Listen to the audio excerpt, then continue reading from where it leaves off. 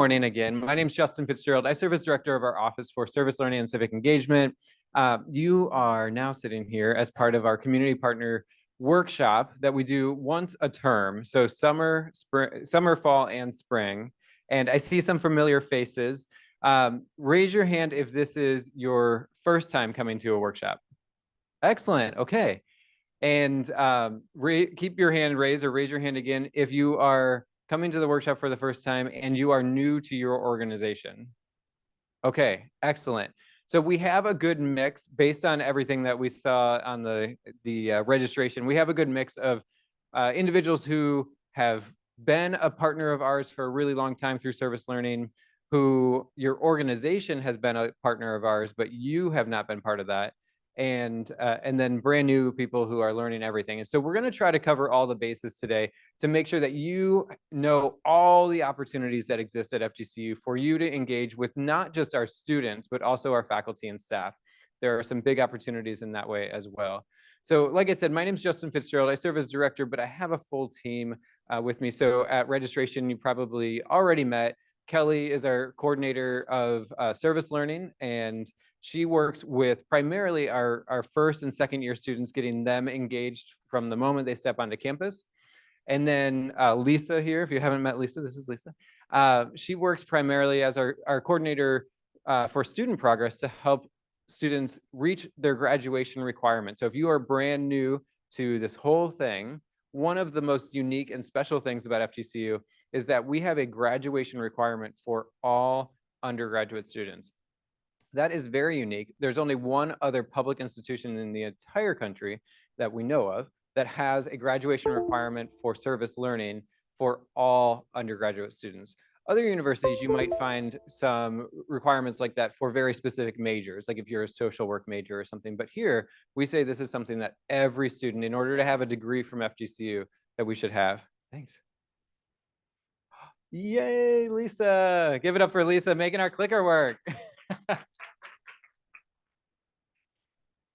And then last but certainly not least, Rocio in the back in red. You probably also met her on the way in. Rocio is our program assistant, and she helps to make sure everything runs. The forms get submitted, things get tracked through the university for that graduation requirement, and a ton of other things. So together, we make up a team of 4 professional staff members here in our office.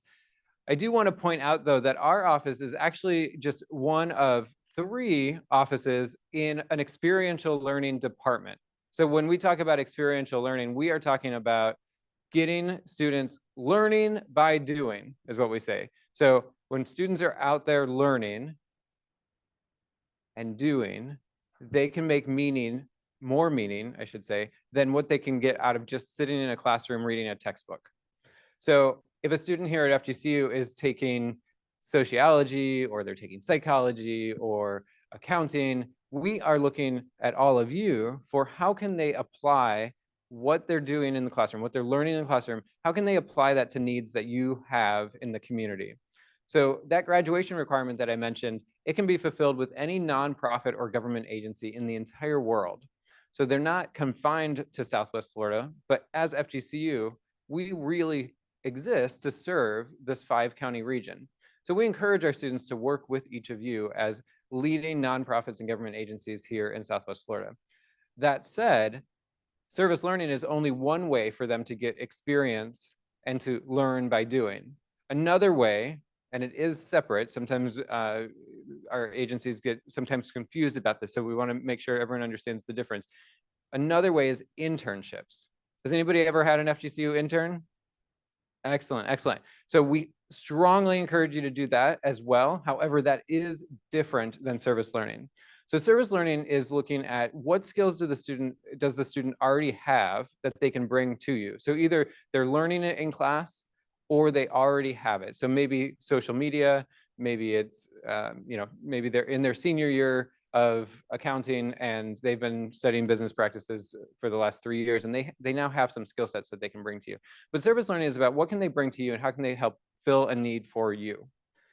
Internships is almost the reverse side of the coin. They're still with you, they're still partnering with you. There's different objectives for internships set by their major most of the time. But at that point, they are looking to learn from an expert. So if you want social media help, and you come to us and you say, I'm really looking for a social media intern, we will say, do you have a social media or a marketing expert or employee on your team who does that? Can our student work under somebody who has that expertise? If the answer is yes, then great. That will probably make a really good social media or marketing internship. If you do not have an employee who does that role, then it's probably going to be more of a service learning opportunity, meaning we'll be looking for students on campus who are either learning how to do that well or already have that skill set that they can bring to your agency and help you in that way. So you'll see that there are 3 offices under one department called, the department is at the top there, called Experiential Learning and Career Development. So in there is service learning at the bottom here. That's what we're going to be talking about a lot today. We also, like I said, do have a separate office for internships and cooperative programs. And then the office at the top there is Career Development Services. And so Career Development Services is where they work with students from the moment they walk in the door to the moment they leave, and even after they leave, to help them explore their major, to help them make sure they're on track for whatever career it is that they are looking for. Most students, a majority of students, do change their major throughout FGCU's experience or any college experience. And career helps in that kind of path exploration process. And so a lot of people think career services is simply just getting help writing a resume or preparing for a job interview. But in career services, they do far more than that. And so these 3 offices are connected because as the student is getting experiences, they are exploring and either confirming their major or figuring out that that major is not what they want. We use the example of early education majors a lot, where they come into college knowing they want to work with little kids. I love little kids. They're so full of energy and so curious. I want to spend every day, all day with little kids, which is great. We're then going to encourage them to get some service learning in a classroom or in an after-school program, the YMCA, Boys and Girls Clubs, things like that, and use that as the first step to say, is this really what you want to do? And maybe you do want to work with little kids, but maybe it's just not a classroom setting, or you got to figure out what that is for you. Then we're going to encourage them to have their internship or field placement, depending on their major and what their program looks like. And then they're also at the same time having meetings with career services of what does this look like as a career? How much will you probably make in this career? What will your debt look like coming out? How will this impact your life goals? If you want a family and you want a lot of kids, or whatever that looks like for you as a person, how does this career match that or not match that? Let's talk about that now while you still have time to adjust and before you get into a field that you may not actually want to be in. So all of our department is working together. So if you ask me about internship stuff, I'm going to connect you with Ashley Droz, who's our director of internships, and her office is 3 doors down from mine. And if you ask me about hiring students or helping them with that exploration process, we're always looking for great experts. If you know of people who are retired and they want to mentor, Career Services has some opportunities for that. So there's lots of opportunities in our department. Today, like I said, we're going to be talking about service learning the most, but know that it connects fully through internships and career readiness all the way through. The other piece that we'll talk about in just a minute, but it's worth saying here while we're looking at the department, is all 3 of our offices are working to make sure students are getting the skill sets that employers are looking for. So there's actually a national association. It's called NACE, the National Association of Colleges and Employers. And that association, they survey, they make sure that universities are graduating students with the skill sets that large employers across the country have said that they need the most. So some of you may remember 15, 20 years ago, there were a lot of headlines of about college graduates coming out with the degree, but not having the skill sets. And so in response to that, there's been a lot of work put in to make sure that every time a student walks across the stage and gets that degree, that they also have skill sets that really can make a difference in the workplace. That said, you can probably think of what those skill sets are. Communication, the ability to stand up and give a presentation, the ability to have one-on-one interactions, and verbal and in written form. Leadership skills, technology skills, and not just social media technology. We tell students all the time, every job that you ever take at this point in our history, you're going to have to learn new tech platforms, and probably many of those. I can tell you in the just 4 years that I've been here at FGCU, I think I've had to learn maybe 6 or 7 brand new platforms that they could not have even asked me if I knew how to run them yet when I interviewed for the job, because they are brand new. We are constantly getting new platforms, and that is probably true for any field that each of you come from. And so we tell our students, you need to be able to give examples during an interview process of where you sat down, you didn't know how to use a platform, and you had to learn that and then master that in your experiences. So lots of career readiness stuff all the way through our department.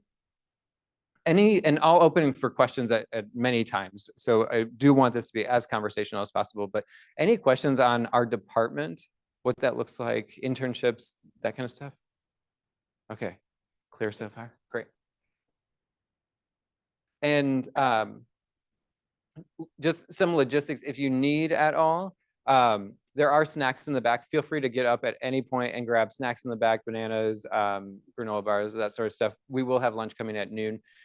There's restrooms just out the door here to the left, and there's also drinking fountains out there, but we also have bottled tea and lemonade and things in the back. So feel free to help yourself. I mentioned our team on here. There is one person who you will meet later that is part of our team, a very important part of our team.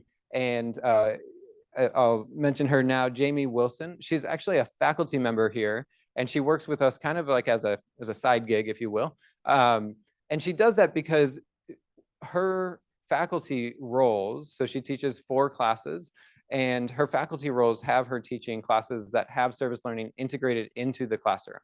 And so what she does with us is she meets with other faculty across campus to make sure that they have the resources, the skills, the connections that they need to make their classes successful. So if I'm an instructor on campus and I am teaching, if I'm teaching math and I want to integrate service learning into my math class, you may think to yourself, well, how do you take math equations and connect that to needs in the community?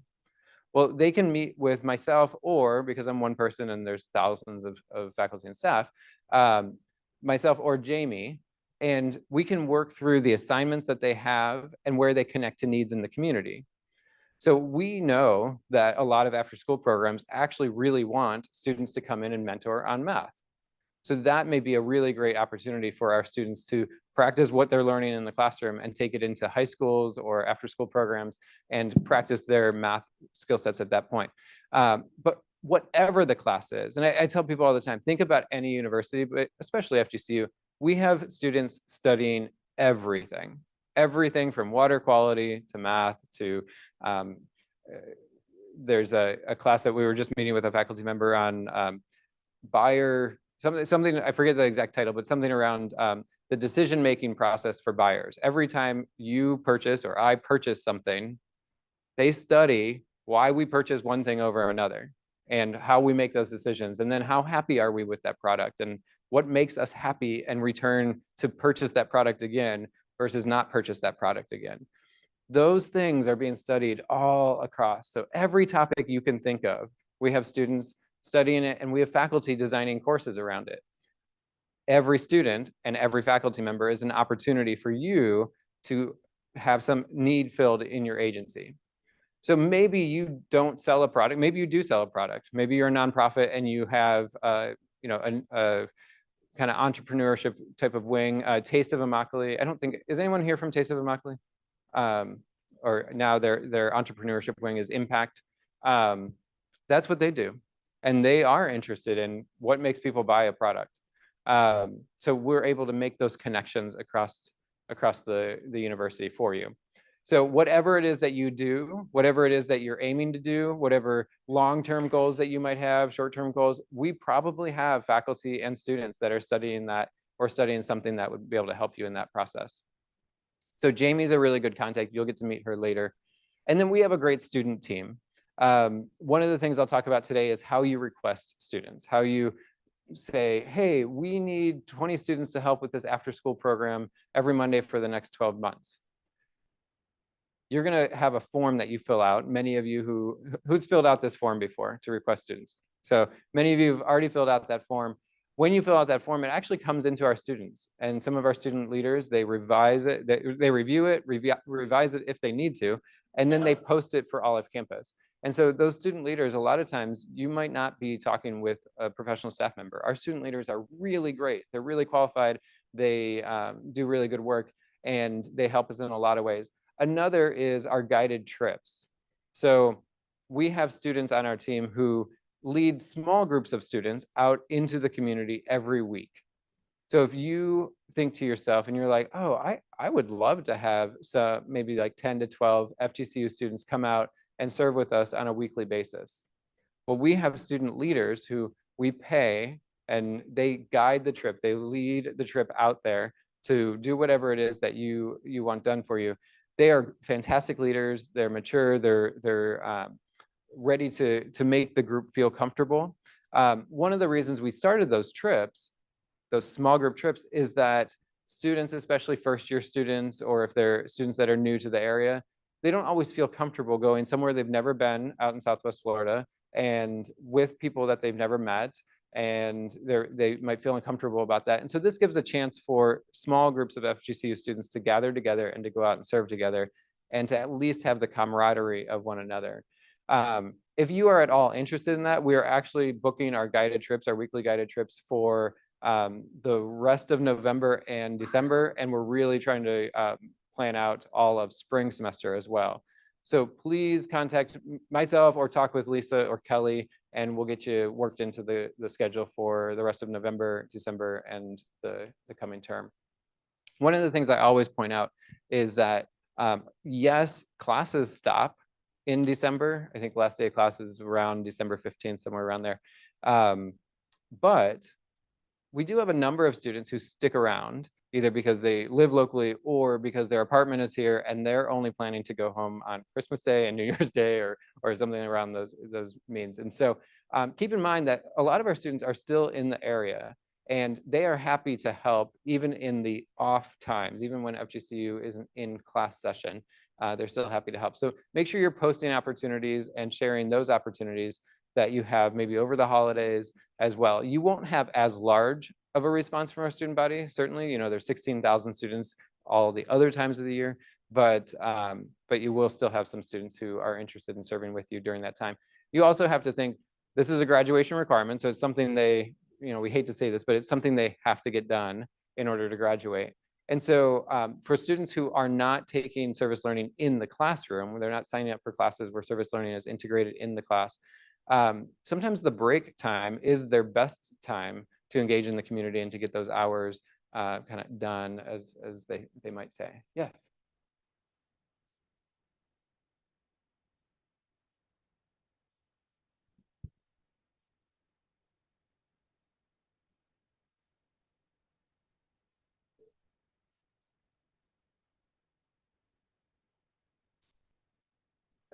So the question is, can you meet with the student team before they come out? So there's two different opportunities. One is the weekly guided trips, and those are going to be the small teams of students that come out.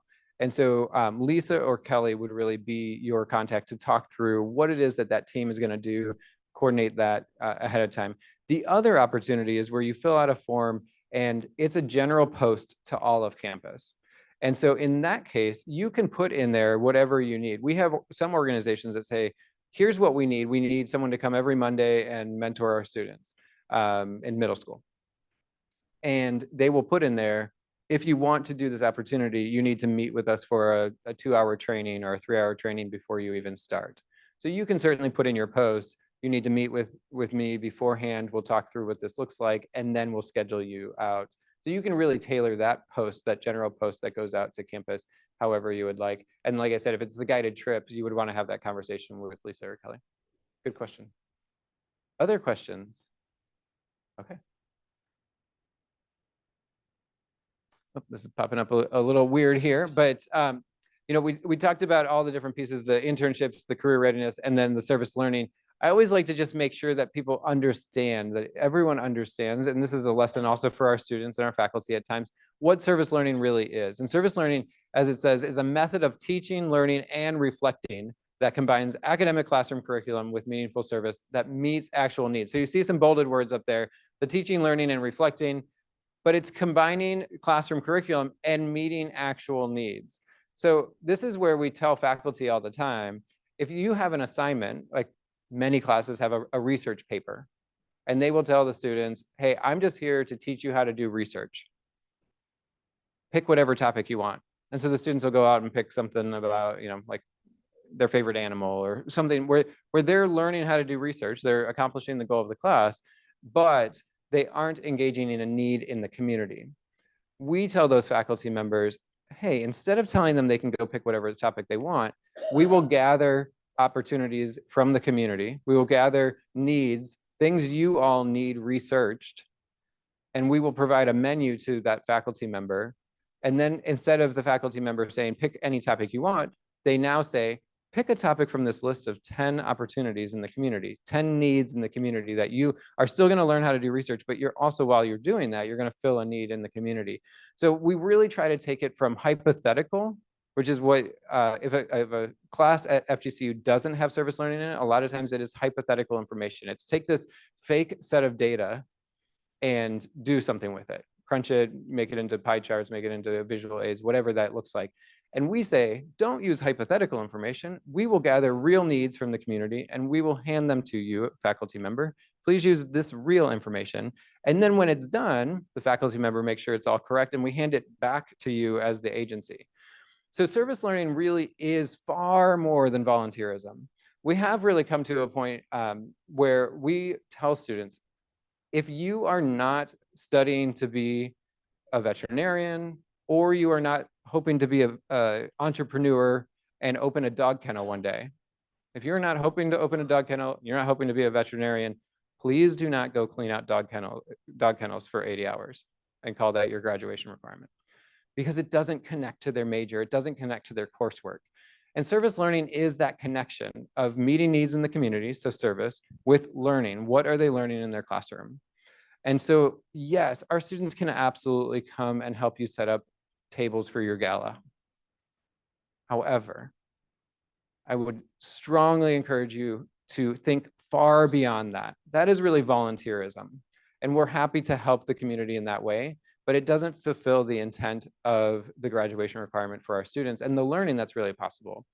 It's like, sometimes I equate it to taking a heart surgeon and having a heart surgeon help you pack food. It's a little extreme of an analogy, but you get my point that our students have skill sets and they are learning really great quality new skill sets in their classrooms. It's up to you to tap into those, and we can help you figure out what that is so that you know even what you can tap into, but it's up to you to tap into those skill sets at the level that they have to offer. So don't have a surgeon pack food and don't have our students set up tables, because they can do so much more than that. We do sometimes encourage partners to think more about the volunteer requests that you have from our high school students. Our high school students in the region, they have high school volunteer hour requirements. So you need cars parked, you need usher, those sorts of things are really great for the high school students who have bright future service requirements. Here at FGCU, we're looking at service learning. And that is sort of the next step in the evolution of community engagement beyond volunteerism. So really think about how can your agency benefit from service learning, not just volunteerism. Certainly, like I said, if you're in a bind and you need people to come on Saturday to set up 80 tables because you have a gala going on, we can post that and we can probably find some students to help you in that way. But you are, in that case, sort of missing an opportunity. This has been integrated at FGCU since the inception, but it has evolved. In the beginning, it certainly was more volunteerism, but that back in 1997, that was also a time that the high schools didn't have it integrated. The middle schools didn't have it integrated the way they do now. And so everything has sort of evolved over time. And where we're at now is a higher level of connection for FGCU students. The graduation requirement is 80 hours, but again, we're looking at the objectives in those hours. So the emphasis is not necessarily on the amount of time as much as the objectives that they're meeting for you. So you always want to talk with our students about what is it that you need done. You've got a bunch of surveys sitting in your drawers that no one on your team has ever been able to really look at and really crunch into meaningful information. Do you have that? If so, our students in our research classes can take that on for you. And you want to just be clear about what the objective is. So you would say, hey, we have all this information. We need to know how many people say that our programs are, a 4 out of 5 or higher, or how many people in these surveys say that they will return to us and why, or say they won't return to us and why. Those sorts of pieces of nuggets of information. And we have a lot of agencies who are doing this really well, and they're using that information to apply to future grants. They're using that information to further their cause. And that's what we want to be part of, is the process with you. We do call all of our community partners co-educators, because we are with you in your process, but you are also with us in our process. You're in it with us, with our process, with our students, and then our students get to learn about your cause at the same time. So it's really a reciprocal process. As you can see up here, 80 hours is that requirement for, you see, FTIC. FTIC is first time in college. So students who come in, this is their first experience with college, they have an 80-hour requirement, and lower level transfers. So if somebody comes from FSW or they come from another school and they have less than 60 academic credits, they will come in with an 80-hour graduation requirement. If someone transfers in with more than 60 credits, 60 academic credits, they will be an upper level transfer, and they have only a 40-hour requirement. I say all of that, but we also know that about 90% of the students, when they walk across the stage and they get their degree, they far exceed that requirement for exactly the reasons we've been talking about. They realize that experience is necessary. They realize that they're passionate about the things that you all are doing, and that it connects to their future major, or their future career, I should say. So keep in mind, yes, it's important that we track those hours, but that is not the emphasis. The emphasis is really on the objectives that you have for them in that process. We kind of touched on this. It's a chance for them to explore their majors and or their passions. I mentioned it's important that, as we know they're going to change their major, we know college students around the world change their majors. We want to make sure that happens earlier. So we're really encouraging that the service learning experience connects with their major as soon as possible. So going back to that education major that I mentioned before, we want them to have that kind of aha wake up moment experience their first semester, their second semester, so that they have time to adjust. Gaining real world experience. There's a word in that sentence, and a word that I've said many times, is the number one thing that employers are looking for. What is it? Experience. The number one thing that employers are looking for is experience. And that's why I said, this requirement that we have that is so unique to other public institutions across the country, it is really something that sets our students above and beyond other candidates when they go out to apply to jobs, because you can go to any other Florida public institution as a student. You can go to any other Florida public institution and you can get a degree and not have the number one thing that employers are looking for. That is not true at FGCU. You cannot get a degree and not have the number one thing that employers are looking for, experience. So we make sure that everyone who gets handed a degree from FGCU has that number one thing employers are looking for, of experience. So if anyone has interviewed for a job in the last decade, you've probably been asked behavioral-based questions, which is, tell me about a time. Tell me about a time that you were on a team with a difficult team member. How did you handle that? Tell me about a time you had to stand up and speak in front of a group of people. How did you prepare for that, and how did it go? So those sorts of questions are very standard now. But if students don't have times, experiences to talk about, they can't answer the questions well.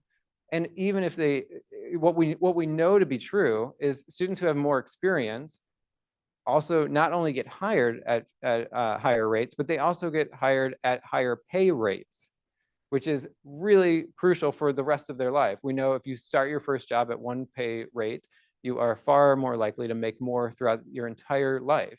And there's a lot of positive ripples from that. And so we know it starts with experience, which again is all of what our department is about.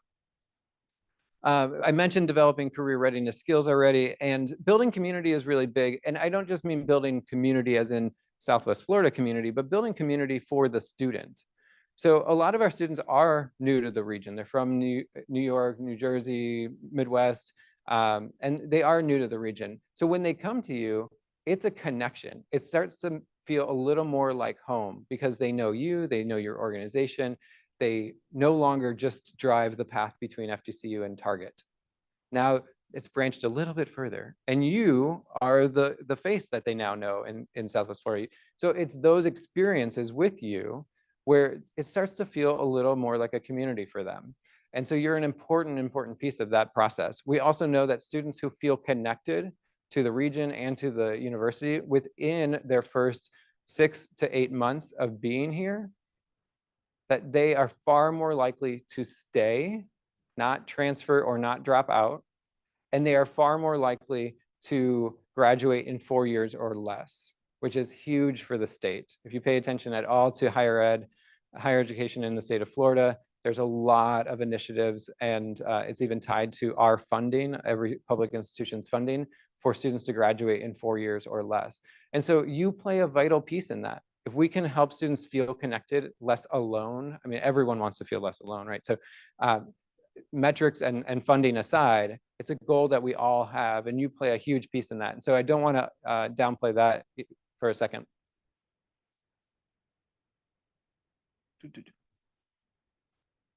Yes, yes, please.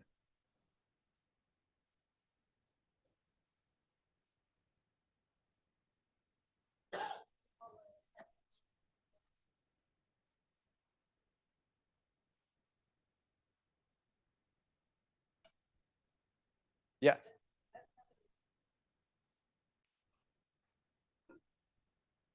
Yes. So, um, oh yeah, go ahead.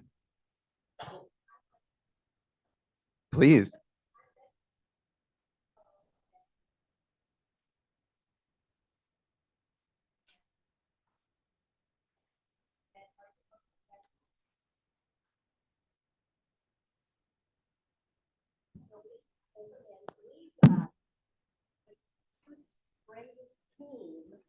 And that's the first thing I asked was the people on Zoom. Can you not hear me? I've normally been told that I have a very big mouth, but anyway, we had the cutest, greatest team. It was like a 5-person team. And that's the first thing I said. Can you come and help us with our social media? And they communicate, they write well, they show up when they say they're going to, and they did much more than I asked them to. So yes, they are here and they will come. Excellent. I love hearing from people who've had really positive experiences. And we know, like many of you, we know anecdotally that what we're doing really matters and it really helps our students. But we also love hearing that because it reminds us that it really helps you as well. We exist as a university first and foremost for students. If the students weren't here, we wouldn't exist. So that's always going to be our priority. But you are a super close second priority to us, that your success does matter. It's so reciprocal. I cannot emphasize that enough. So I love hearing stories like that. And we really do hear that a lot. So if you're brand new to the process, we'll talk in just a minute about some best practices to make sure that your experience is like that. I'll be honest, there are times that every student group isn't that amazing. And there are ways that you can avoid those instances. And so we'll talk through some of that. And for some of our returners in the room, if you have had challenges in the past, absolutely always share those with us so that we can better our process, but share those with each other, because what I find is a lot of our partners who are still working with our students, they have had some challenges, but they've learned how to work differently. So sometimes students will say they're coming and they don't come. And the partner will call us and say, oh, these students didn't show up. And so we want to know that so we can follow up, so that we can figure out what's going on. And we've changed practices to make sure that doesn't happen. Or we've encouraged our faculty to change their practices in their classroom to make sure that doesn't happen. So the more we can work together, the better all the experience will be. And so we love hearing the positive things because that is kind of a reminder of how much service it truly is to you and not just the student, which is who we're working with every day. All right, other questions? Yes. In relation to our with the Lions Club, but we had kids come out helping with their screening and stuff like that, and they're great. I mean, they're awesome. We love them to death. But we've had a couple times, because we have a lot of different kids come and go. The issues comes up in relation to, turn that off, John. It comes up in relation to the fact that sometimes they don't dress appropriately, and sometimes it's not something I, as a male, can say to a female student. I can't do that, type thing. And sometimes they're I don't know how to say it. The words don't come to me. I'm getting old, but they're not as clean as they should be, I guess, the term I want to make. And they smell, and it's an issue. And so the challenge we have is we've tried to work with the professors that have been with us, and they've helped us with it. But do we come to you guys too? It is always helpful to let us know and to loop us in. Most likely we know the faculty member and are able to, would be able in that situation to connect back with the faculty member as well. But yes, please always just send us a note. Here's what happened. Maybe the faculty member and you have already connected and it's good to go.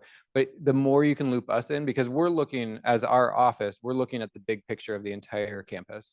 And what that includes is classes, yes, but it also includes service learning students that are coming from fraternities, sororities, that are coming from student organizations, that are coming completely on their own, that are coming through our guided trips. And so we're looking at the really big picture. So the more information you can provide, it helps us keep all the puzzle pieces together. Absolutely. Yeah, thanks. And to that point about dress, we do have some organizations who have kind of learned the hard way that if they don't tell students how to dress, then it is a little bit more of an unknown until they show up. But we also have a lot of organizations that say, this is how you should dress. And it'll be in the post and it'll say, please don't even respond to this posting if you cannot dress this way. So the more explicit you can be with all the details. I teach here as well, and I can tell you my syllabus grows every semester. It gets longer and longer because I have to spell things out so that I don't repeat the same mistakes with the students. And so I would say in the same way, as you post more often with us, keep adding things. If you know you need them to dress a certain way, closed-toed shoes. Closed-toed shoes no longer just means closed-toed. Now it also means no Crocs. So it evolves every year. And as more things happen, more things evolve. Yes. From what you were discussing, I was initially thinking that, does FGCU recommend a code of conduct for the students? But from the other point of view, it would be great to have code of conduct from both FGCU and the organization or business that they'll be working for. Exactly. Yeah. So there is a student handbook with a student code of conduct in that every student, when they come to FGCU, they're held to that. And anytime they're representing FGCU. So if they come out to your organization and you feel like they're not holding true to that, that is publicly available. You can literally just Google FGCU student handbook code of conduct and you'll see everything that's in there. Certainly let us know if you ever feel like they're not upholding that standard. And as far as your standards, though, I will tell you, we work with about 450 different agencies currently. We're always looking to grow that number. Every one of you have a very different standard, and necessarily, depending on what you're doing. So some of you are outside, and you need students to be prepared a very certain way, or act a very certain way, or behave based on animals that might be at your sites. And then others of you are working with more human focused, people focused work, and that's going to look very different. And so it does look very, very different for every agency. And then we do have some very small, like one person, and maybe that's some of you, one person organizations, and they don't have a lot of formalized anything. There is no handbook in those organizations. There is no, which is fine. It's just that our students, there is no across the board standard for all partners, because it's really up to you to inform the student, make sure that they're prepared to come work with you. And whether that's dress, behavior, whatever that is, I always suggest that when a student signs up to come and serve with your organization, that at some point before they come, that you reconfirm with them that they know what they're walking into, that they know, yes, how to dress, but also just what to expect. So they are kind of in that mental framework as well. Let's say you have 10 members of a fraternity coming to you. They may just be like, oh, let's go do some service together. This is going to be so fun. But if you're working with a certain population that might be a little more vulnerable and might maybe not be appropriate for such high energy or kind of in your face energy, have that conversation before they get there so they know what they're walking into, so they can kind of prepare themselves mentally, not just physically with their dress and things. Other questions around that? Good questions. Yeah.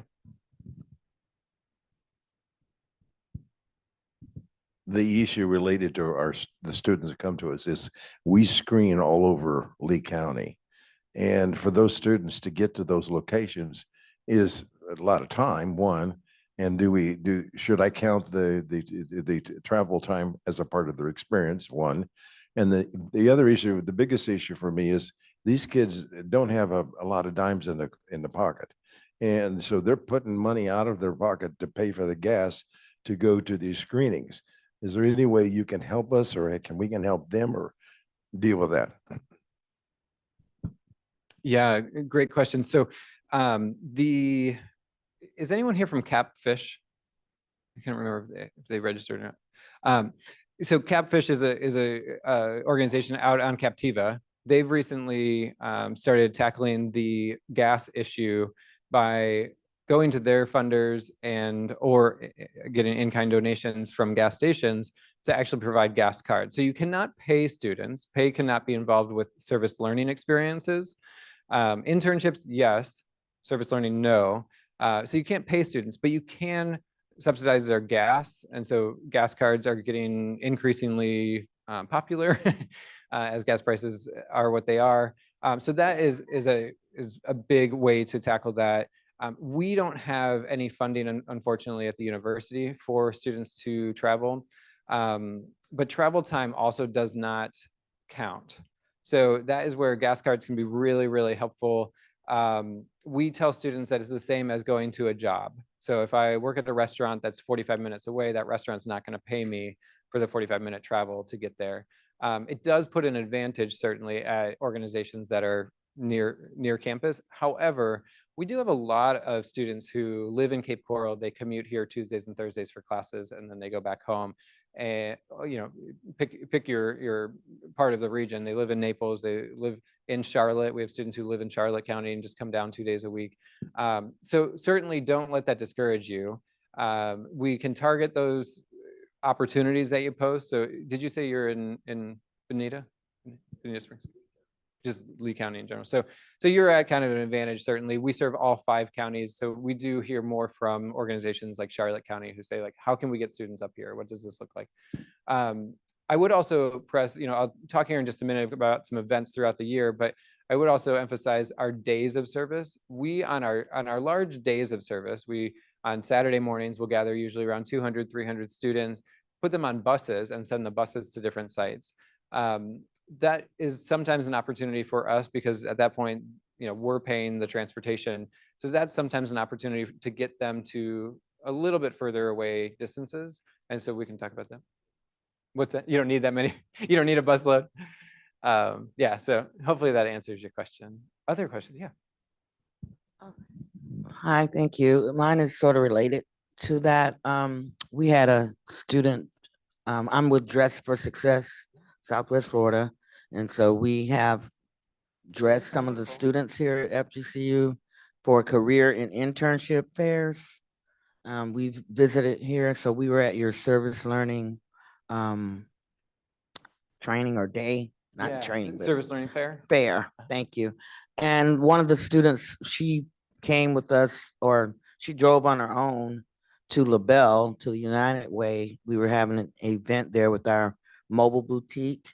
And so part of that was having to explain to her, she was doing some reels for Facebook.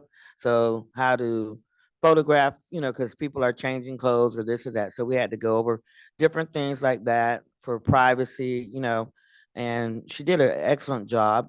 But she got lost. We find her for a while, didn't know if she was gonna make it. But so one of the concerns was liability when we asked, or what can they do this or do that. Plus, she drove all the way there using her own like gas, like he was saying. Yeah, And certainly. back.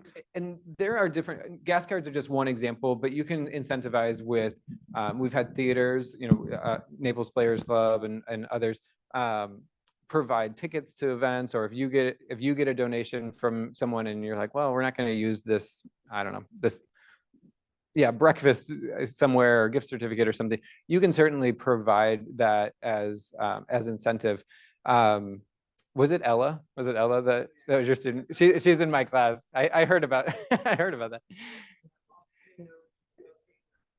Yeah, yeah.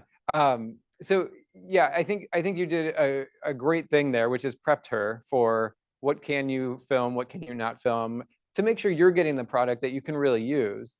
If you hadn't had that conversation and she put together a whole project for you, and then you can't use it now, that's not a great situation. So I love that you talked with her ahead of time about that. But yeah, I think the driving incentive, just find different unique ways. Again, it's going to look different for every organization, and especially based on how far you are from campus. So yeah, great, thanks. I guess my question is, how much are they gifting? Like what is the amount? And then what is the language that they're using? Because I don't want them to come just because they're the gift card, Right. Yeah, good question. So how much, I know for Capfish, they are looking at actual mileage. So they've calculated out what does it take to get to our location from FGCU and back, and estimated, what would that cost? And I think they're even creating sort of an incentive of the gas cards if you continue to return. So I would go with that first. Oh, and you asked about language. Literally making sure they know this is to cover gas money, or this is to pay for the expenses of getting out here. And we have places that provide food while students are there, which is also, it can be an incentive of like, hey, you might have to pay for gas to get out here, but we're going to provide breakfast and lunch for you, so you don't have to worry about that for the day. Just little things like that can really help in especially more trying economic times. Right. Good questions. Good questions. All right. So I mentioned that you're co-educators. If you've been here at one of our workshops in the past, we've done this before. I'm not going to spend as much time this time on it, but I do want to highlight a couple things. One is our active citizen continuum. So this is one of our frameworks, and I'll just say these are the 4 frameworks that we operate from. But the first one there, active citizen continuum, you have a printout of this in front of you if you want to see it more closely. But this is really critical to the work that we do with students here across campus and over their 4 years with us, where we're helping them understand that service learning at FGCU should be taking them far beyond volunteerism. It should help them identify things that they're passionate about, hopefully connected to their careers, and helping them then go into each of these stages. So when you look at this, you see member stage on your far left, not concerned with their role in social issues. These are people who, we tell students all the time, these are people who live in their own bubble. They aren't necessarily bad. It's not like the scale goes far left is bad and far right is your Gandhi. It's just levels of awareness for the students to really consider. And we tell you about this so that you can reinforce this language when you're working with them, and or so you know what they're talking about when they bring up some of this. But the far left is the member stage. And these are, like I said, people not concerned with their role in social problems, living in their bubble. So you drive how you want to drive on the road because you need to get where you need to get. You buy what you want to buy from the store because that's what you want to buy. You don't really think about how any of your actions impact other people, the planet, animals, anything around outside of your existence. And so again, a lot of people in our world, I think, unfortunately, live in this stage. Just because life is chaotic, and the more chaotic that our life gets, it's easier just to be like, this is what I have to focus on what I'm eating today and what I'm doing, and nothing outside my bubble. Most students, though, by the time they get to FGCU, they have engaged in volunteerism. Like I said, most Florida schools, high schools, even middle schools, are integrating volunteerism into the schools, which is fantastic. It gets them outside their bubble a little bit. And that's where you see that second stage there, the volunteer stage, which is, as it says, well-intentioned, but may not be well-educated. We tell students all the time, going to a food bank for 4 hours on a Saturday morning does not make you an expert in food insecurity. You don't suddenly understand everything there is to know about why food deserts exist, what they even are, why people need food banks, any of that. But they went and they did something and they reached beyond their bubble, which is fantastic. Then the conscientious citizen stage is where we want them to get to and start getting to during their FGCU time, which is diving deeper into the issues. So with the food bank example, the conscientious citizen stage is then asking those questions, asking experts, asking the people who run the food bank, why is this needed? And when we have reflection with students, when you have reflection with students and you say, what questions do you have? Or you encourage them to think more deeply about the issue, that's going into the conscientious citizen stage. At FGCU, they can literally take classes on these topics and they can dive really deep, or they can listen to podcasts or watch documentaries, or we actually on our website even have, you select a social issue and we tell you, here are some suggested podcasts to listen to, some suggested Netflix documentaries or Hulu documentaries or different things, all listed so that students can have some resources to dive more deeply if they want to. But it's all about discovering the root issues. That's a learning stage, is that third stage. And that is where you can be really, really helpful in taking students beyond just volunteerism. During COVID, when we would reflect with students, they were getting to see, when they were serving at food banks, they were getting to see the cars that people would drive up in. And it was, for many of them, the first time they served at a food bank where they saw the cars of the people who needed food. And we would do reflection, and sometimes students would say, I just put food into a really expensive car. Like, I just put food into the trunk, because I don't know if you remember, but the food banks were just having people drive up, they would pop up the trunk, and you just put it in, so there was no face-to-face interaction. It was all just put the food in the trunk and then the car drove on. But it opened our students' eyes to the dynamics of this issue and what was, what sometimes is maybe always happening, but they just didn't ever see their cars. And so it brought up questions. Why did I just put food in the trunk of a Porsche? Why did I just put food in the trunk of a Mercedes? What is it like? And it's good questions. These are things we want to encourage. We never want a student to feel like they can't ask a question, because that stage is so important. We want students to learn more deeply, ask the questions, and have conversations with you all, the experts in these areas. You know your areas more than we do, more than they do, and we want you to give your knowledge freely to them. That's why we call you co-educators. My ask to you is to provide that open space for them to ask those questions, to think more deeply, and not to be ashamed of any questions that they have, and to help them learn through that process. And then active citizenship is kind of the ideal point that we want all FGCU students to get to in their service learning experience, which is developing root level solutions. So a good example of this is, if students have 4 hours free on a Saturday morning, we would much rather and we've had students do this before, much rather they use that instead of doing a beach cleanup, because beach cleanups are so popular. I mean, it's fun. You're literally spending a Saturday morning on a beach. Like, how awful is that, right? Instead of doing a beach cleanup where they're going to pick up trash and do a really great job. They always take that picture at the end with their like 10 bags of trash, and then they post it and they tag everybody. It's really fun. But if they come back next Saturday or next Saturday, what's there again? All the trash. The trash comes back because people haven't changed their behavior. So it's not a root level solution. And instead we say to students, what could you do on a Saturday morning that would be root level solution? And some of our students, we're sitting in the water school here, which is really, they should have named it the environmental school, because it encompasses courses and study into everything about the environment. But FGCU attracts a lot of students who are passionate about the environment. And so we have a lot of students who will say, don't people just know they shouldn't litter? Well, some people don't know that it doesn't just disappear when they put it in the water. And so we've had students say, well, instead of picking up trash on a Saturday morning, we're going to educate people. We're going to walk the beach, or we've had people table in a parking lot at the beach before, so that as people are walking from their cars to the beach, they're able to educate about, hey, your trash doesn't just fly away. It doesn't just float away. If it hits the water, if it's sitting in the sand, it doesn't just disappear. That way they're educating people on the issue that they care about. And it sounds like such a simple thing, but if they can ensure that everyone at least knows the basics, then they've done something that's going to be a little bit longer lasting. Now that person for the rest of their life has a memory of somebody telling them this trash doesn't just disappear. And it does kind of stick with you if a stranger walks up to you and says, hey, did you know trash doesn't disappear? Like that's going to probably stick with you. So we really encourage students to think of root level solutions. So when you're working with them, they might be in the volunteer stage. They might be literally coming to you just for a volunteer opportunity, but it's going to be that conversation with you about going deeper, learning more about the issue itself.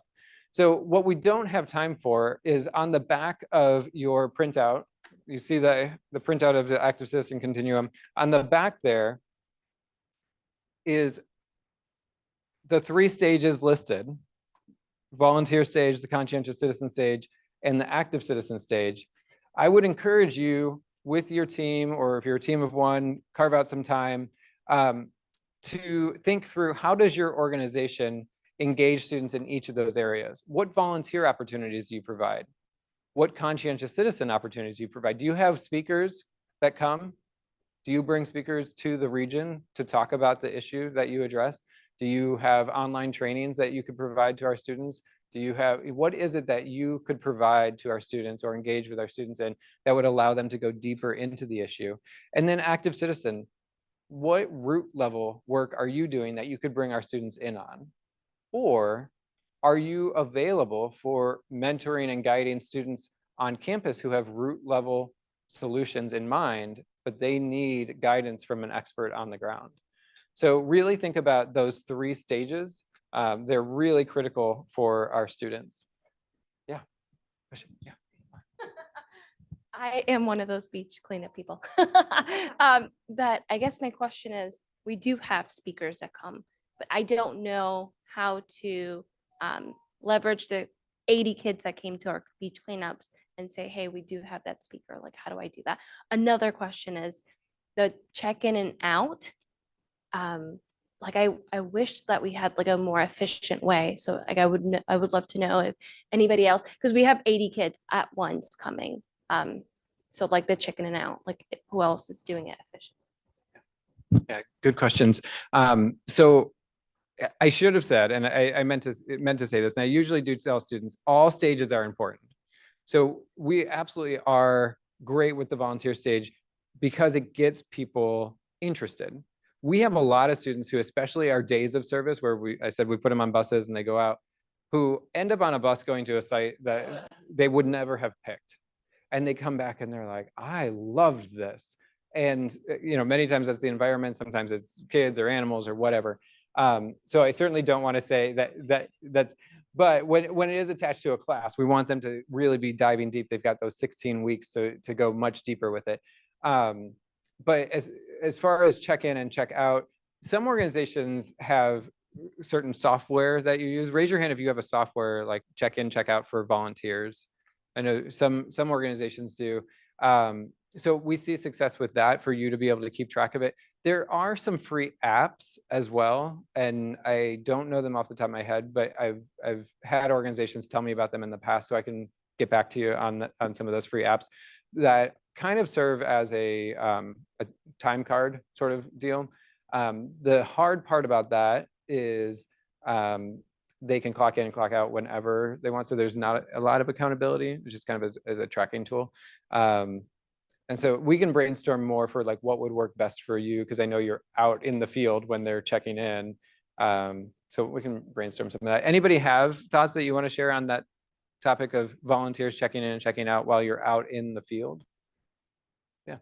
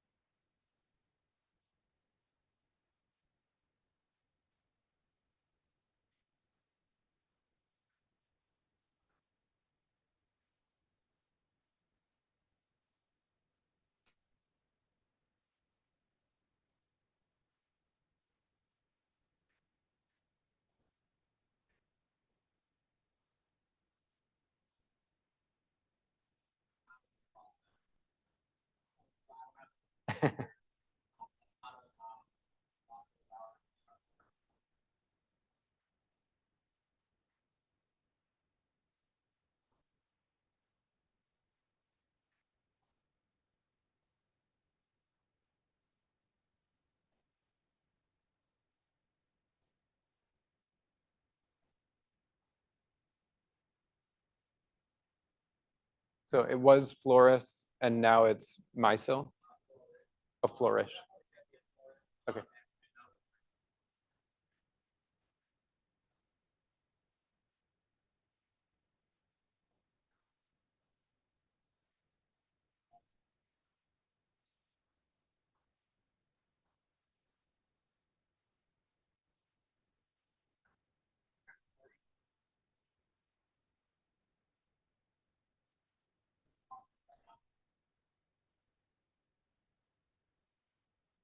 And what organization are you with? Hope Clubhouse. Okay, great. Great. Excellent. Yeah.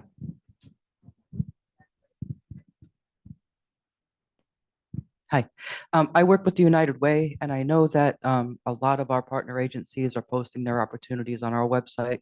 But you don't have to be a partner agency to do that. You can just post your opportunities, and we have the software where the students can create a profile, and when they get to the opportunity, they would check in and check out through that, and it's free, through us. I don't know if that's something that people were aware of or not, but so.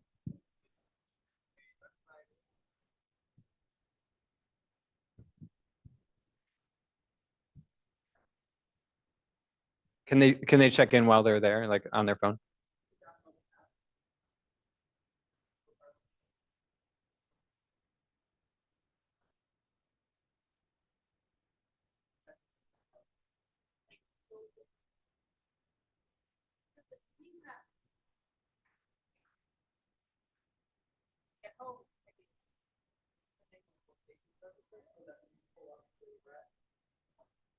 That's great.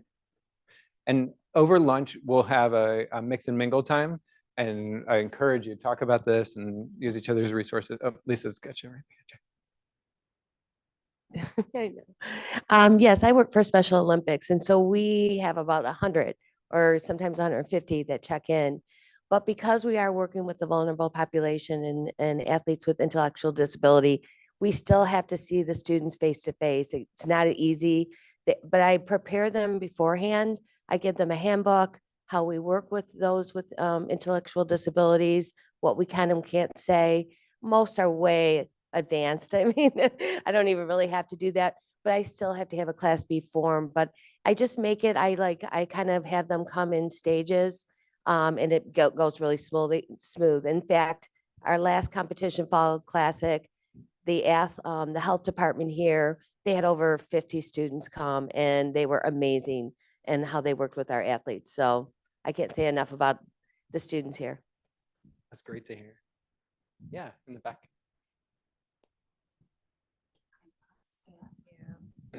Hi, I'm Nancy. I'm from the Jewish Federation. We're United Way House. So speaking about that app, I just recently did training with Lizette, so I happen to know the answer for this. You can download that app onto like an iPad and set it up as a kiosk. Whereas the students come in, you have that kiosk already set up, they check in and then they can check out and you can track it that way. I love the sharing of resources. This is great. Oh, it's through the United Way? Excellent, excellent. Thank you for that. All right, so I'm not going to touch on the sustainable development goals or the career readiness skills too much, but I do want to emphasize the 4 types of service, which is the other printout that you have in front of you. So if you look at the other one, on that you will see, I thought I had a slide. You will see our 4 types of service that we talk with students all the time about. But we also love to teach you all about this because it opens your eyes to some of the other opportunities that you might have. So direct service is what you probably most often think of if you work in the environment is your issue, and direct is going to be picking up the trash. You are directly working with the issue, or putting a tree in the ground, or if the issue you work with is food insecurity, direct service would be handing food to someone who's hungry.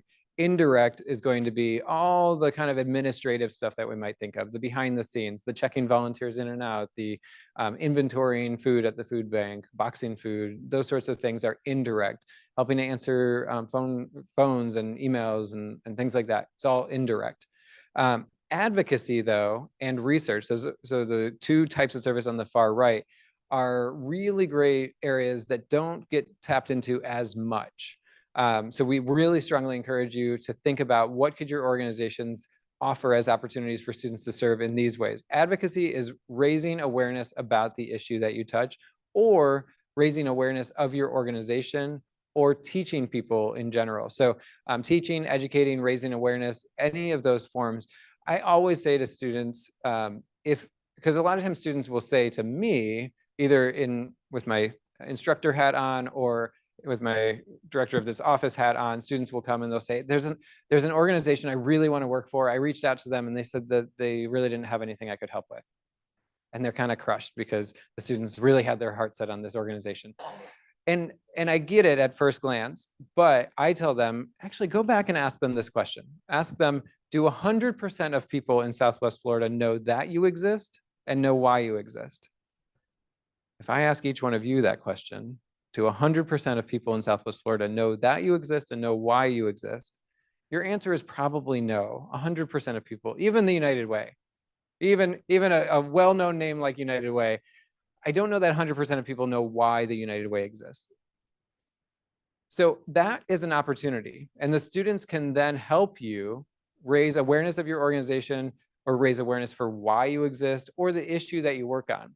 That can be social media, but it can also be a million other things. It can be tabling outside of Publix, at the local Publix. It can be doing Zoom presentations for you. We had a number of different groups from classes that during COVID, that's what they did. They got trained by one trainer. So if your organization has one education manager, education coordinator, whatever you call that role, and their job is to go out and train people in the community or do workshops, if that one person trains even 5 of our students on doing a 30-minute workshop or a 30-minute training or something, that student can do those in person for you, or those students can do those in person for you. They can do them on Zoom for you. During COVID, we had a lot of students doing that exact thing on Zoom. So an organization would train a student or a group of students on everything they need to know. Those students would put together or practice the presentation that the organization already had. And then they would reach out to, the one I'm thinking of right now is a human trafficking organization. And they trained our students on everything they needed to know. And they already had a set presentation that they give to teachers, to law enforcement officers, to church officials. And our students helped then go out and do trainings through Zoom over COVID. And that one education manager is now able to, multiply their impact that they're having, because there's only one of them, but now with our students trained, it takes a lot more. So advocacy is a huge piece. And then research. I mentioned before, if you have surveys, your organization does surveys after events or anything like that, and they're just sitting there, we have students learning how to do research. We have faculty teaching how to do research. We have students that already have those skill sets and would be happy to do that for you. They can use data that you already have. They can put together scientifically sound surveys for you using our faculty as guides and mentors through the process. You're going to hear in just a couple minutes, I should say, from our Director of Scholarly Innovation and Research.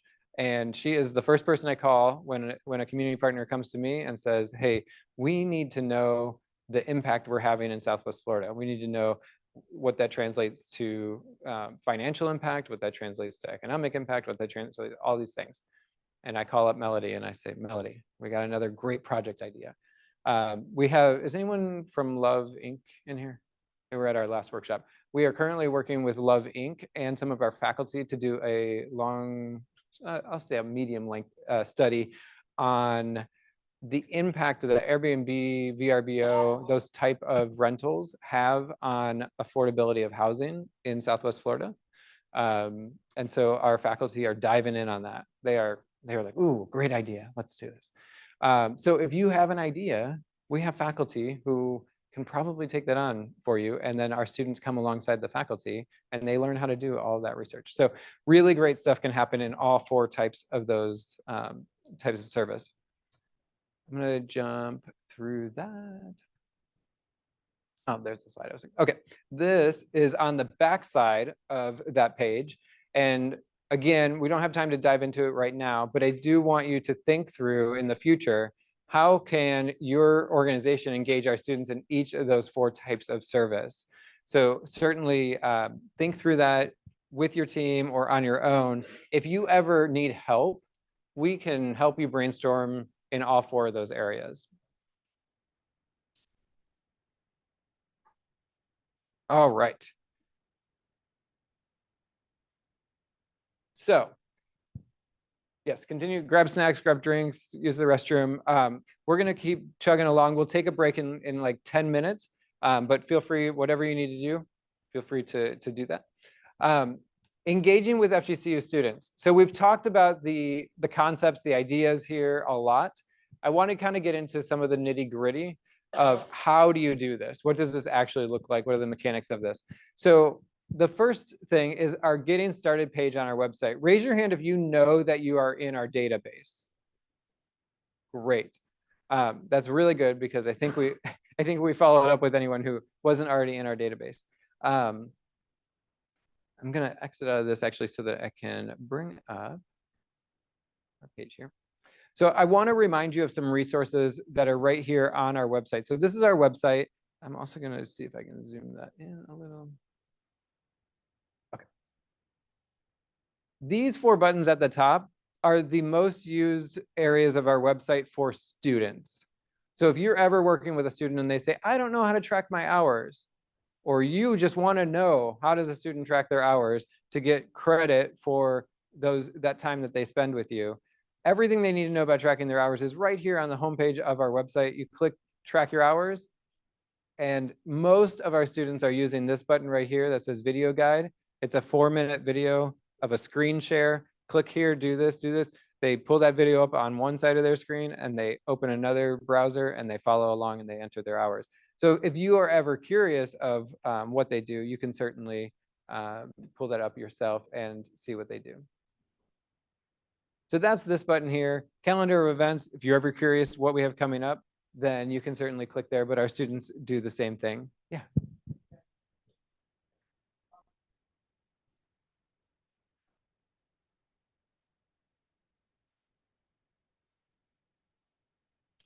The question is, are we keeping track or is it automatically going in? That's a great question. The students have to. It is their responsibility. And actually, they are the only ones who can enter it because they have to sign in through their university ID. So the students have to go in and track it themselves. If they do it successfully, you will get an email. You will actually get 2 emails. One email that says this student plans to work with you, and a second email that says this student says they did 8 hours. Is this true? Or however many hours they tracked. It doesn't go onto their record until you click yes. And it is that easy. There's no login for you. There's no anything other than check your records. So that's why it is so important that you have good tracking of when was the student really with you. Check your records. Did that student actually do the number of hours that they said they did? Click yes, and now you're done.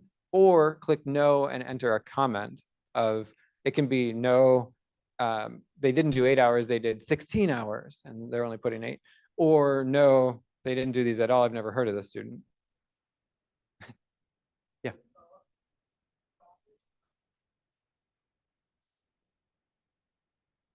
Once their input, we do have access to all of that.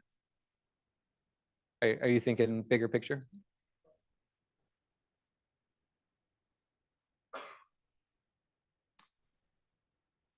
Yes, I will tell you.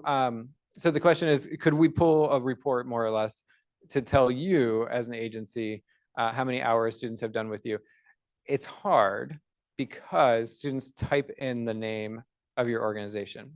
And as we know, everyone types in things differently. So we could get you a rough idea, but if a student made even one unique spelling of your name, it wouldn't necessarily pull up. Yep. Mm-hmm. So did you have another question? Oh. I just had a question about the confirmation of the service hours. Is there a way for me to check who I've already confirmed? Because I think I got a duplicate request. Oh, absolutely. We can check it, like a specific student that you're wondering about. Absolutely. Yeah. Okay. I was gonna say, Lisa is your person right there for that. Was there another question? Okay, great. Going back to these buttons up here, so that's the track hours button, calendar of events. And then these two buttons are really good for you just to know this is what students are going to kind of first and foremost when they need to do service. So they get in a class and the instructor first day says, hey, this class has an integrated service learning component. You're going to be doing some projects in the community this semester, and you're going to need to find a partner. They're going to this button that says find a partner. So it's important for you to see what they see. So if you're ever curious, they come in here, it opens this database. And this database can be searched by any keywords. So if a student's like, I know I want to work with kids, they can come in, they can type kids, and it's going to pull up any keyword that's in the description of your organization or the name of your organization. And then they can click here and they can see more about each of those. So if I want to then work with, oh, Lee Health Safe Kids, that sounds great. They click this and they can read information about it. But I encourage you to go in here and look and make sure your information is how you want it and that it sounds enticing. I mean, frankly, there's 450 partners in this database. You probably want to write it in a way that sounds like something people want to come do. It's exciting. Hopefully the passion that you have for your organization comes across here.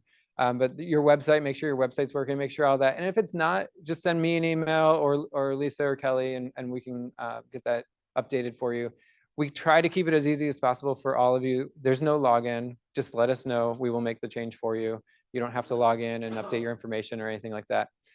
Now, if you have staff turnover, if you leave your position, please let us know. As you are sending out your final emails of like, it was so great to work with all of you, please keep us in mind so that we can update the information so that our students aren't like trying to work with this organization, but you're no longer there and they don't know who to contact.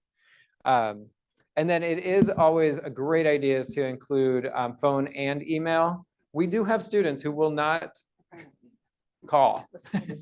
They are not comfortable yet making phone calls. And I know that sounds like a very basic skill set, but we are working with them on that as part of that communication skill set. But you don't want your organization not to get contacted at all because the student just isn't there yet.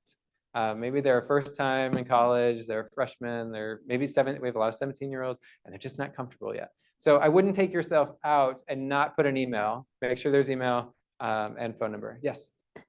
Juliana Whitaker, she just put in her notice, so we need to take her out. Wow, I picked the right page.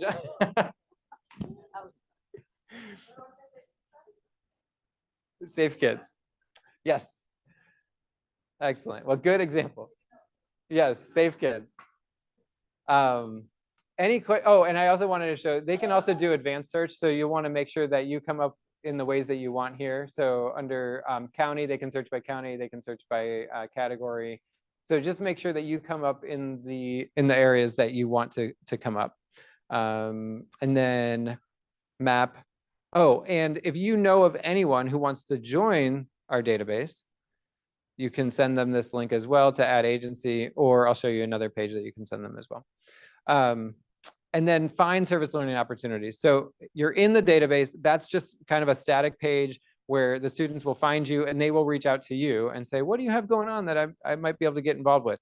That's a lot of times where, unfortunately, students do hear what I was saying earlier, where a student reads the description, they fall in love with you, they call you or email you, and they get a response that says, well, we don't really have anything. Our gala is not till next year. Well, based on everything that I've been sharing with you till now, like till this moment,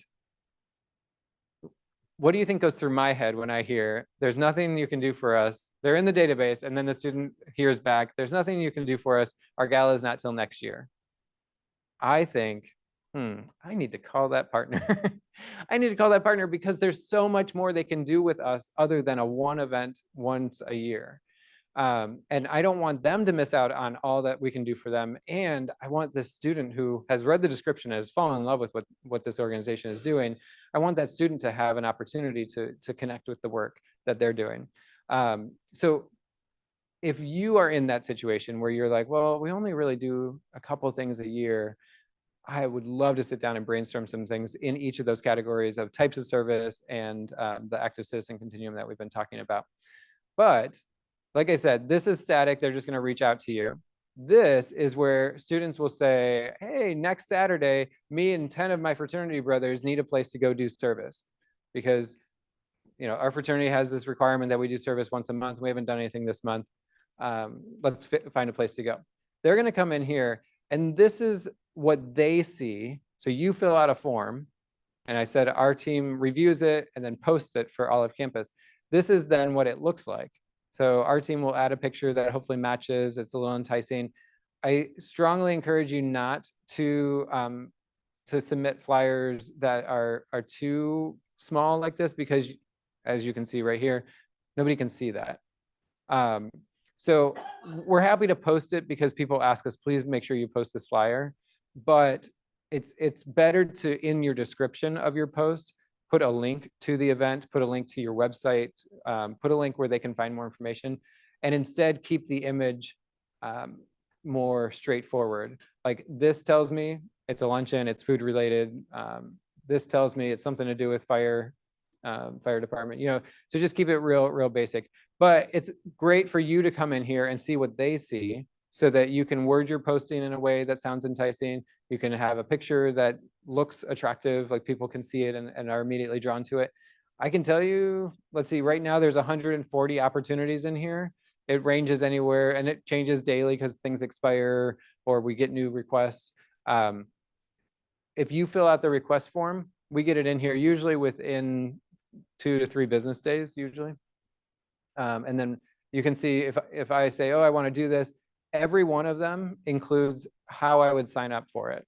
So students don't sign up on this page. They don't sign up with us. Before we know that they have taken advantage of that opportunity that you posted, because they will reach out to you. Does that make sense? So they're not signing up with us. Sometimes partners will fill out the form and then they call and they say, how many students have signed up for the opportunity? And I'll say, I don't know. How many have signed up with you for that opportunity? Because every single post says who to contact, or some agencies will put a Sign Up Genius link in there, or whatever the sign up process is for you, you can just post it right in the posting. So I show you all of that so that you see what the students see. However, this is our homepage again. When you scroll down, there are these 3 pictures. Behind this is everything a student needs to know. So it's how to track the hours, it's connections, best practices, course stuff. This is everything our faculty, we have over 200 faculty that integrate service into their classes every year. This though, everything, I'm gonna click here and you're gonna see, everything behind this picture is everything you need to know. So if you forget anything that we talked about today, you can click here and it's gonna take you to a community partner resources page, or better called co-educator resource page. And there are these 7 tabs, getting started as a co-educator. So if you know someone who's not in the database, or maybe you're also part of another nonprofit or another government agency, you wanna follow this. Step 1, click here to visit the database and click the add agency button, which is where we just were. And then step 2, fill out this form and then it goes into what I just showed you.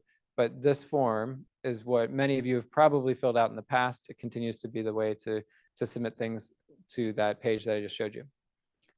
If I collapse that, and you can see the 7 tabs again on here, these are all the things you need to be able to connect with our students. So if you want to submit a service learning request, it's that same form that I just showed you. It's also right here. So we just try to duplicate the information so that you have easy access to it. Gonna come back to research here in just a minute. Connecting with FGCU students. We have the database that I mentioned. We have guided trips. So remember I said we have these small groups. We're currently booking those guided trips for the rest of November, December, and January, February. You can read about that here, and you can contact myself or my team, and we'll get you scheduled in there. But then this is really good. So if your organization plans ahead, you work on your calendar a month out, or you work on your calendar 6 months out or 12 months out, you can come in here and hold some dates. Those dates are also on your agenda for today on the bottom of the first page and the back of the top of the back page.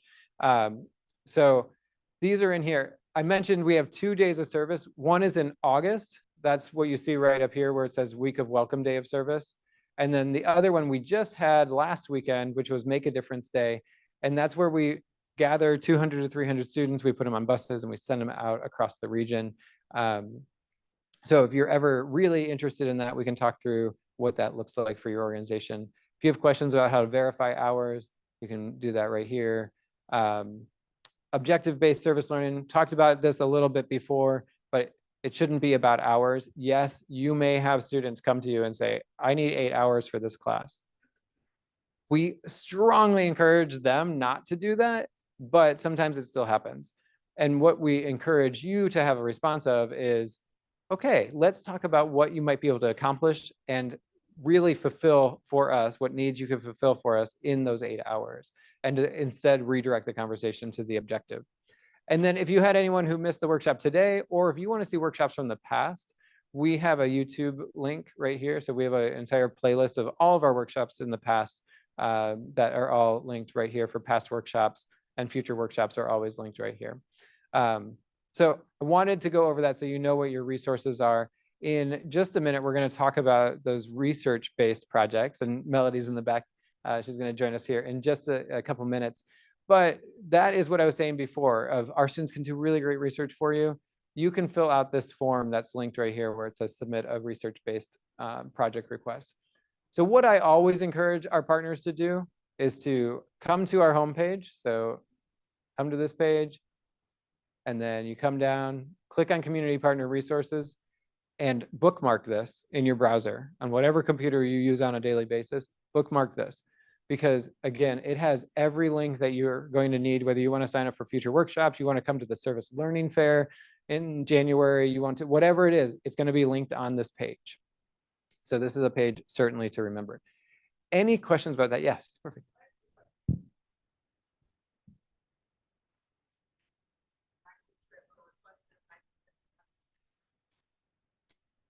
It is, and right now we don't have a specific form for guided trips. Just email me, Lisa, or Kelly, and we'll get you worked into the schedule.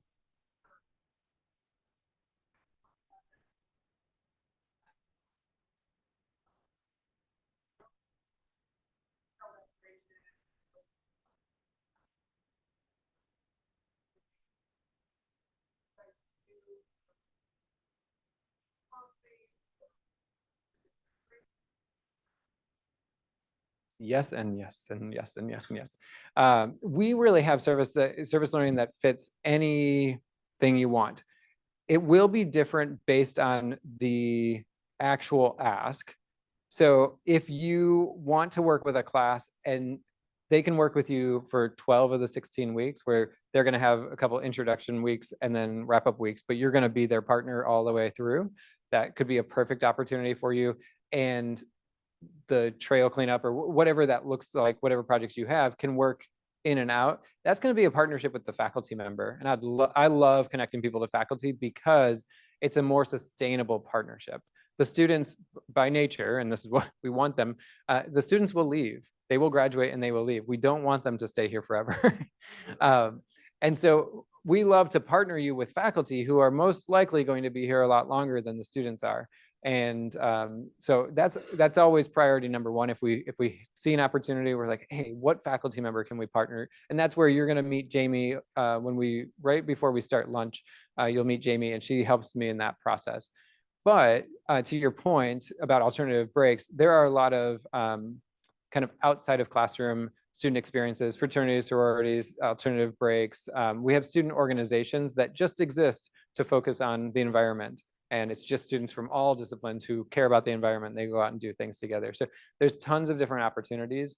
And I always say, post an opportunity in that form that I was just showing you, and then also contact me and be like, I posted this in the form, but I'd also love to talk about all the other options I have.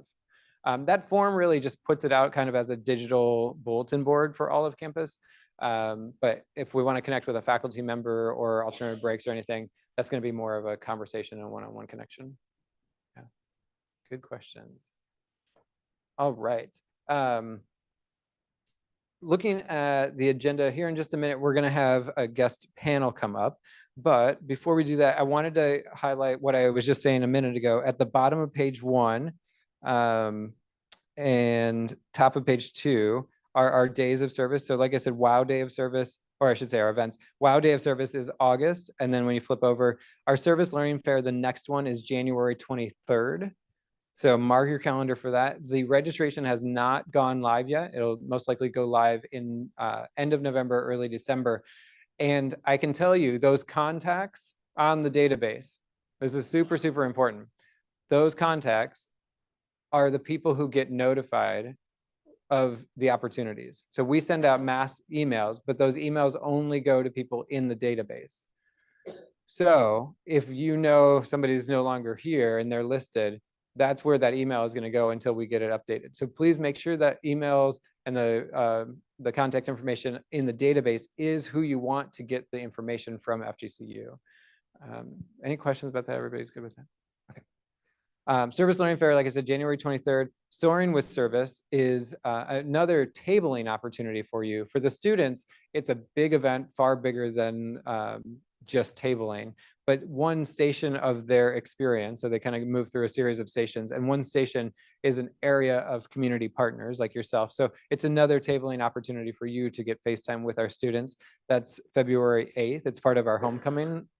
And then, like I said, Make a Difference Day is every October. It's always aligned with National Make a Difference Day. We have these workshops once a term. And then the other event I really want you to have on your calendar is April 19th, and that's Eagle X. It's Community Engagement Day at Eagle X. Did anyone come last year? A couple of people.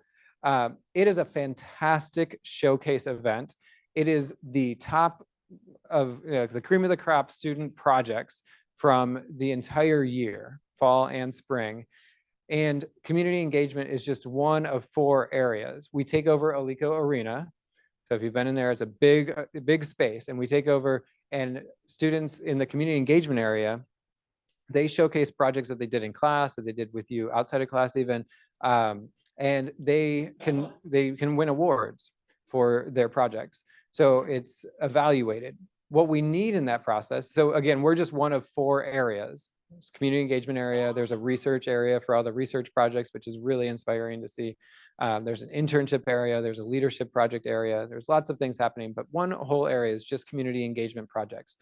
So 2 things to know about that. If you work with students throughout the year who do something really fantastic and you think this is award winning, like this is really good, strongly encourage them to apply to present. They have to apply to present in the spring. Those applications will open end of January, early February. A bunch of messaging goes across campus to the students, but like everyone, they're inundated with messaging, so sometimes they miss it. So encourage them to apply. The other thing is tell me about it, and we will follow up with those students to apply as well. So if there's some really great project you think they should showcase, they'd probably win an award, definitely have them present. The other thing is that day, April 19th, 2024, we need help from you all to help evaluate the projects. So we have staff and faculty who help, and then we love to have a community partner as part of the judging process as well. We don't let you judge your own project. So if your students present, you can't judge that. So that said, hold that date. You will get emails. Again, anyone in our database will get an email saying, please come help evaluate these projects. They're fantastic. You will leave inspired, really, really inspired. And even if you're not evaluating and helping to judge, I just encourage you to stop by. A lot of our partners are thankful that they stopped by because they gain ideas about what our students can do that they just never realized our students could do for them. So I really encourage you to hold that date, that April 19th date. Any questions about all those dates? All right. So in our agenda, we've been answering questions as we go throughout. I will come back to the sections where it says post-service engagement and tracking hours. Again, we've touched on a lot of that, but I just want to make sure that there were no remaining questions in those areas. But our special guests are here. So I'm actually going to have them come up so that we can get ready for our panel here at 10:45. That said, why don't you go ahead and take a 6 minute break, and when everybody's back in, we'll get started with that panel.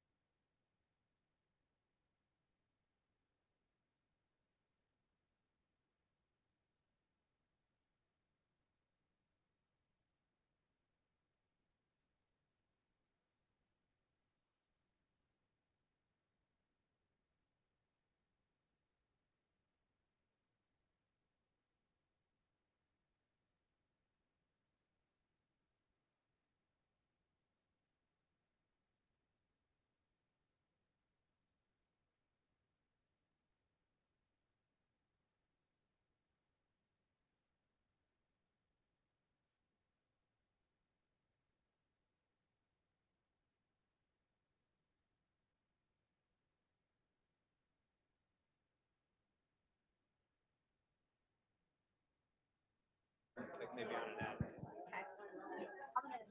Really my better side was that That's your, side. oh, sorry. I'm just kidding. It's not the closest chair. You're like, that was strategic. Yeah, that was helpful. All right, all right. Well, welcome back. So we have an amazing panel here that we are excited to talk about community engagement at FGCU beyond service learning. So if this is your first time at the workshop, we do what we've just been doing every time. So we kind of recap some things. We talk about some dates coming up. We make sure everybody's back on the same page about service learning at FGCU. And then we always have a special topic. And I thought this time, I want you to know and hear from some of the other people who are doing really great things in the community, taking FGCU beyond the community so that you can think about where are possible connections beyond just service learning like we've been talking about and internships.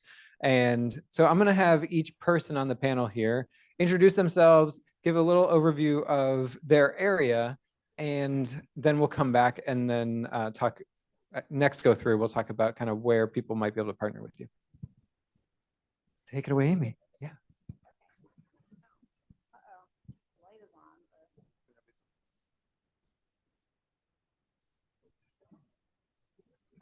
Light's supposedly on. All right, can you hear me?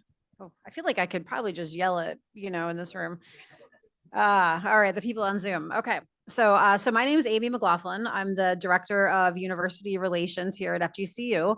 And I recognize that we are the one thing standing in between you and lunch.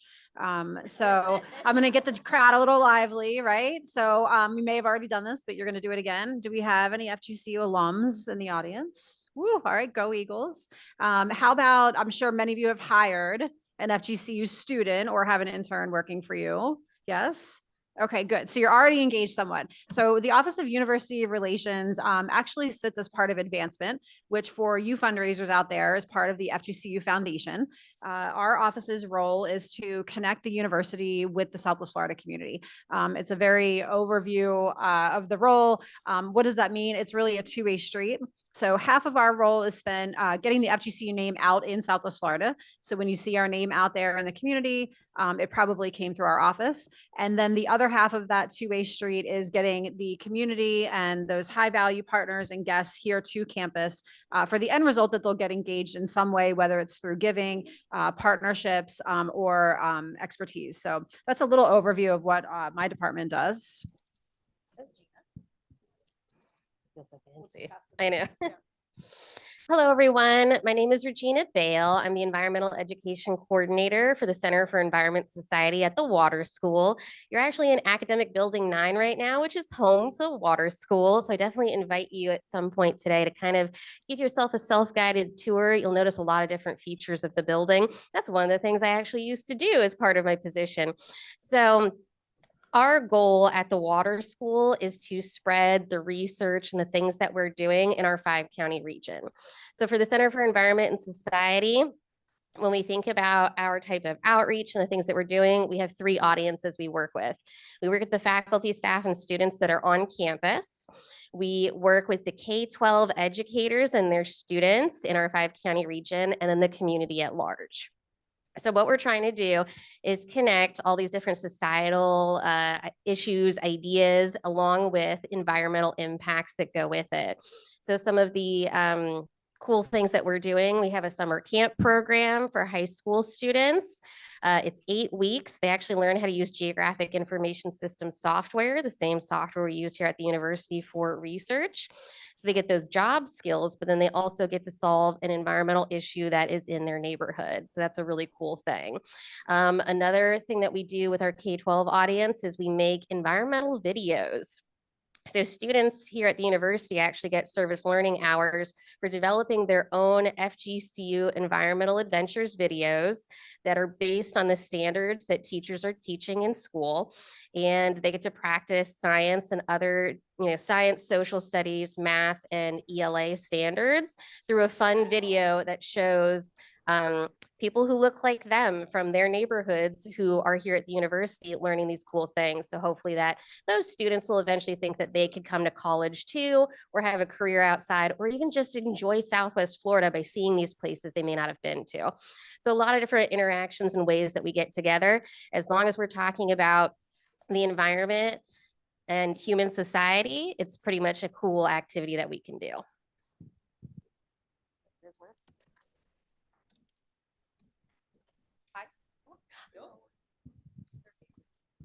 Hi there, I'm Dr. Melody Eichbauer. I am the interim director of the Office of Scholarly Innovation and Student Research, which is a very obnoxiously long way of saying we engage with students in research.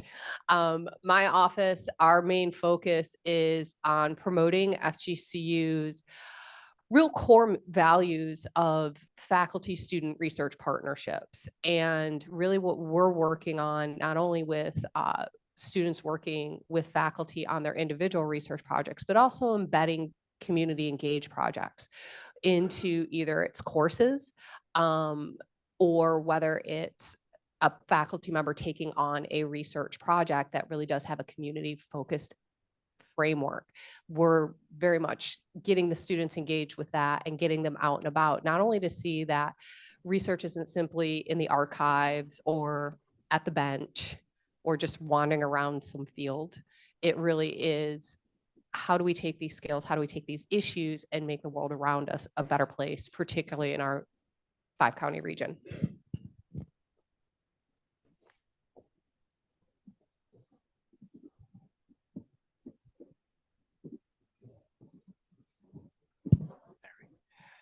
So let's go through and maybe if you can share where, so we have about 50 or 60 people representing different nonprofits and government agencies in this room, but in general, maybe where people could connect with your office, why you might be a contact for them at any point in the life of their organization. And if you can share a success story, someone who has connected with your office or somehow been supported by your office in the community. It's a lot of pressure. Okay. I'll start off by sharing just a little bit about myself, just so that you understand that I understand your roles. I come from a nonprofit background here in Southwest Florida. So I've been with the university about 3 years this January, but I spent about 20 years or so working for a few different nonprofits, first in the child welfare system, then through Big Brothers Big Sisters, and then finally a little bit of passion work with the Humane Society. So I do, believe in and empathize with your missions. So when I took this role at the university, it was a great opportunity to figure out how to connect the university as a whole with our community in a better and more meaningful way. So I'll start off by saying that if you can't figure out where to go on campus to get your needs met, my office is a great place to start. We're not the welcome center, so we can't get your student on an admissions tour and we can't get them fast tracked to a scholarship, but we are connected with most of the offices on campus. So if you're thinking about something and you're really not sure, do I call admissions? Do I call here? You can always call us. I'll also say that I put these on the back table in the back of the room on your way out. It's how to engage with your university. If you listen to our new 5th president talk, you'll hear her say over and over again that it's your university. And if you look at the buildings around this campus, they're all named by Southwest Florida community members. So this really is your home and your place to find your resources. This will give you an overview of everything I say today and way more. So I definitely say, check it out, take a few. If you would like more than a few in your office, let us know. We can bring some out to you. On a more specific note, I'll run through some highlights if that's okay. I'm from Philly, so I talk super fast. I always feel like I need to rush through it, but I'll take a little bit of time. So our office maintains the FGCU Speakers Bureau on campus. And so we have a plethora of expert speakers available to you. If you Google FGCU Speakers Bureau, it will take you right to that page. There are expert speaker profiles that you can look at. So if you're looking for a speaker from the Water School, or you're looking for a speaker from the Bauer School of Music and the Arts, or someone on I don't know, how to use your iPhone, or you think that's the audience that you have, you'll find an expert here on campus that's most likely willing to come out and talk to your group or your employees or your businesses. Most of the time, they do not charge a fee. Our office will set you up and connect you with the speaker, and then we'll back out of the process to let you work out the details.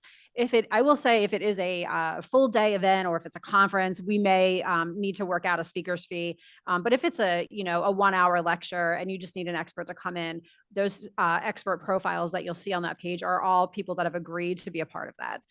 So I would definitely encourage you to check that out. For those of you that may not have heard about the FGCU Academy, that is also part of Advancement.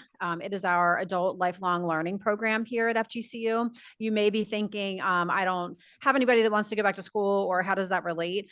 They are always looking for guest speakers. So if you are a topic expert in your respective area, or you have board members that are respective experts and you're looking to get them more plugged in the community, they're always looking for people to come in and teach a class for them. And then on the flip side of that, if you're looking for excursions for your group or for your boards or for the clients that you're working with, if you want to take a day trip to a museum, if you want to take a trip to Italy, or if you want to have a class brought into your community, they do a lot of work with gated communities. They'll come in and teach that course or class for your groups.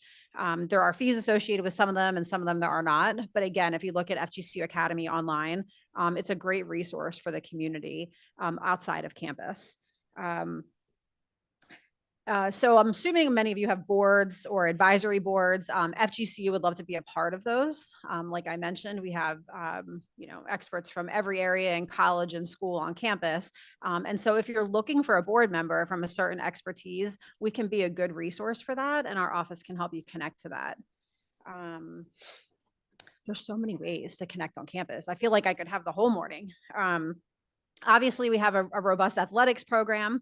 We have 15 different athletics teams here on campus. It's a great time to bring out your crew to watch a basketball game or attend a baseball game for fairly no cost at all. I mean, tickets are super cheap.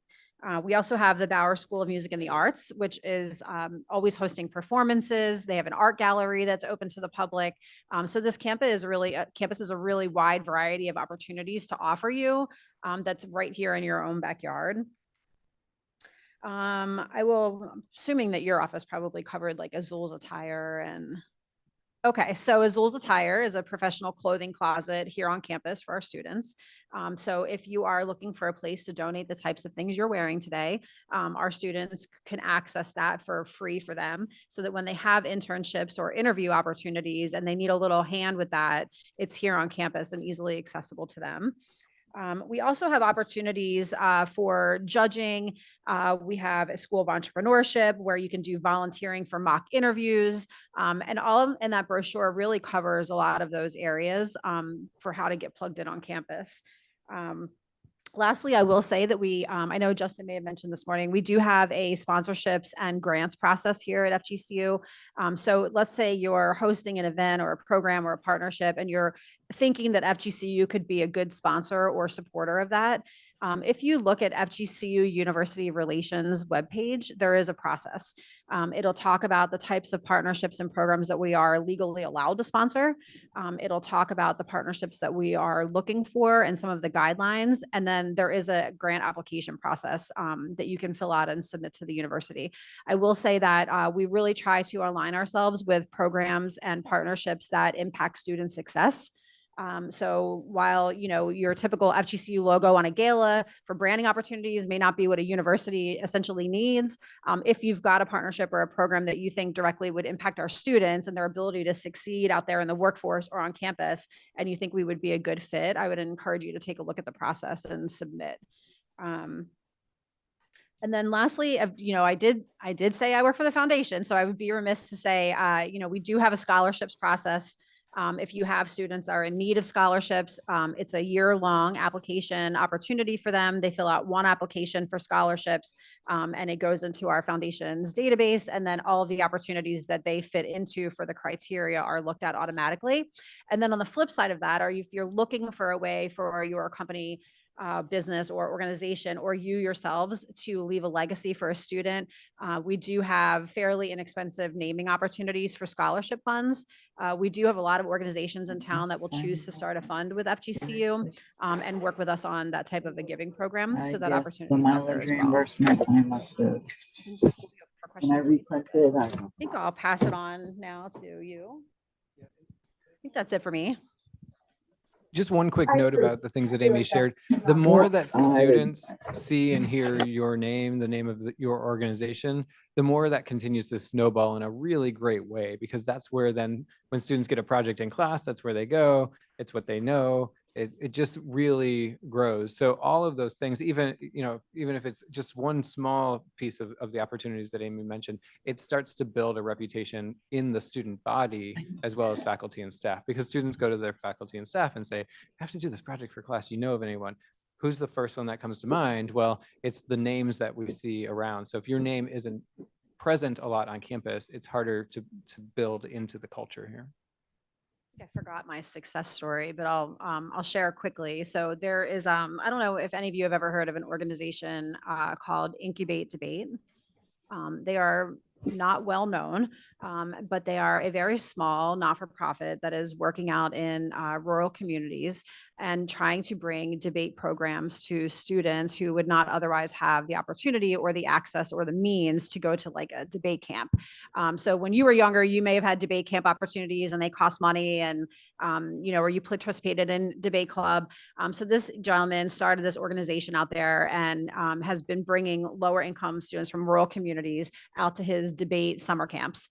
And he found FGCU in some roundabout way, and we connected. We were able to do a small sponsorship for their program to support their awards program for their students that were graduating from the debate camp. And so all of you know, I'm sure you look around society and all we hear these days is civil discourse, right? And we say this generation and that generation, and they don't understand, and the technology, right? But this organization is taking their mission and teaching students how to communicate with one another on tough topics about politics and religion and civil discourse. And we're watching these students get these platforms and be able to have conversations where they come to the table and they may not agree with each other, and they were raised extremely different, but at the end of the day, they learn how to talk and respect one another's and value each other's opinions when they step down from that table. So we looked at that partnership as an opportunity to not only bring up a new generation of well communicators in high school and middle school, but now we're going to be bringing them to campus to offer a civil discourse debate camp opportunity for our students here on campus. So that's the idea of that two-way partnership of, yes, we were able to financially support their event, but the bigger picture is, how can we broaden student success for middle school, high school, and college age students and really have that impact on society? So I think it's one of the most recent success stories that have come through my office.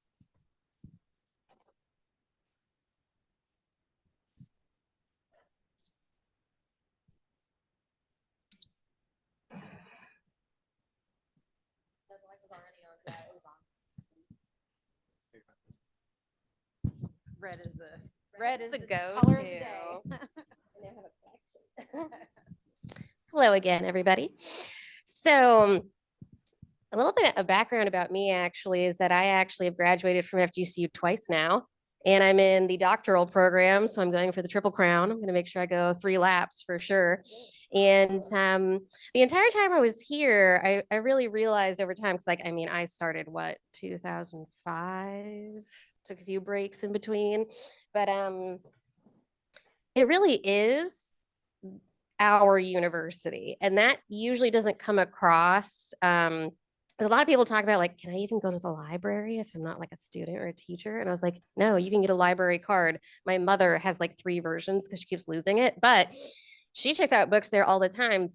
So I in the form of outreach and things that we're doing at the water schools, it really is that we have these 3 areas that I'm always looking at: the community at large, our faculty, staff, and students, and our K-12 educators and students.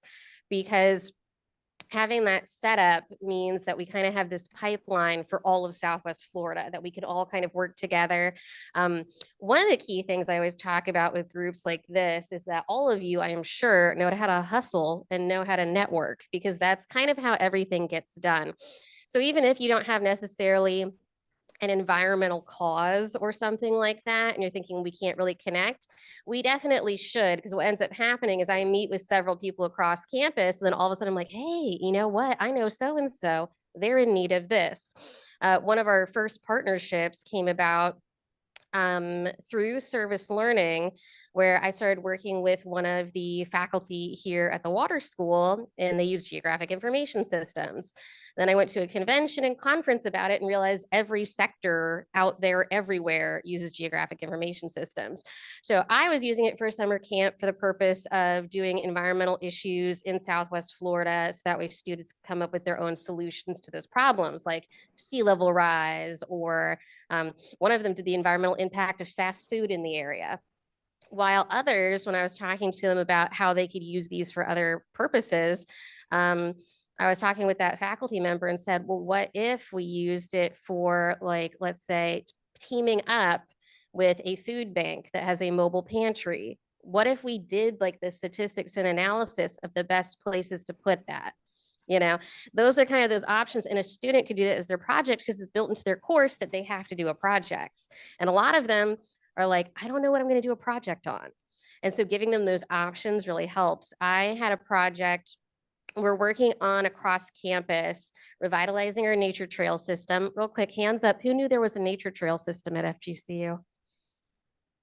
Yeah, open to the public. Yeah, yeah. Yeah, so very few of you, but most of you probably have heard of FGCU. You should know that there's this beautiful nature trail that's available. And that system is not, widely known. If you know about it, you know someone who knows about it, great. But if you don't, so we're working on building signage, having a website, having everything prepared so that people can actually go out and use it.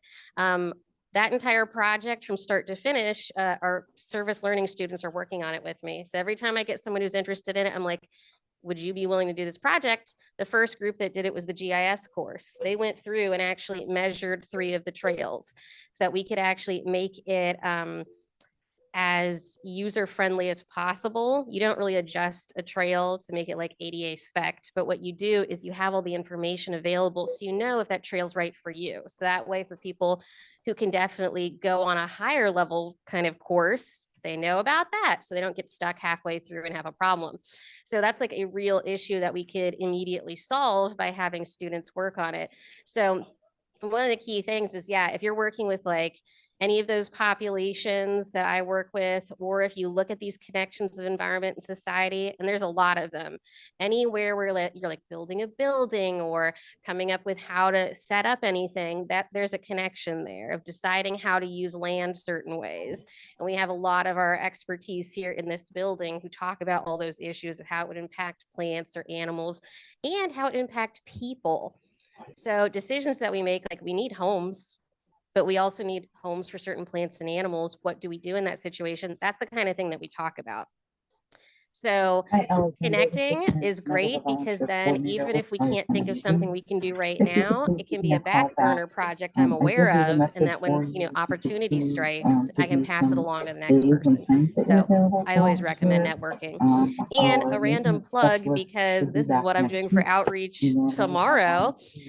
If you have some time and you're, you feel like taking a little bit of a trip, you should head out to the Big Cypress Preserve. We're going to be out there for Environment and Society Friday and Saturday for the Indigenous Arts Celebration at the Seminole Tribe, and it is super cool. It's going to be a great time. Thousands of people come, a lot of cool artists there to support, and it's going to be at the museum there, so you can kind of take a tour of the Seminole Tribe here in Southwest Florida. So there's another one of our, art, society, environment, all coming together.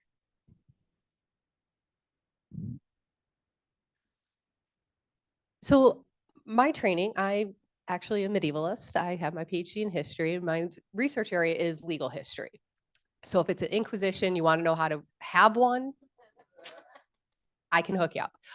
But really, I started working with students as a faculty member. FGCU, we do not have really doctoral granting programs, particularly in history, and getting undergraduates engaged in my research was critical for me to frankly just get research done. And so what happened is I started engaging students into my different projects.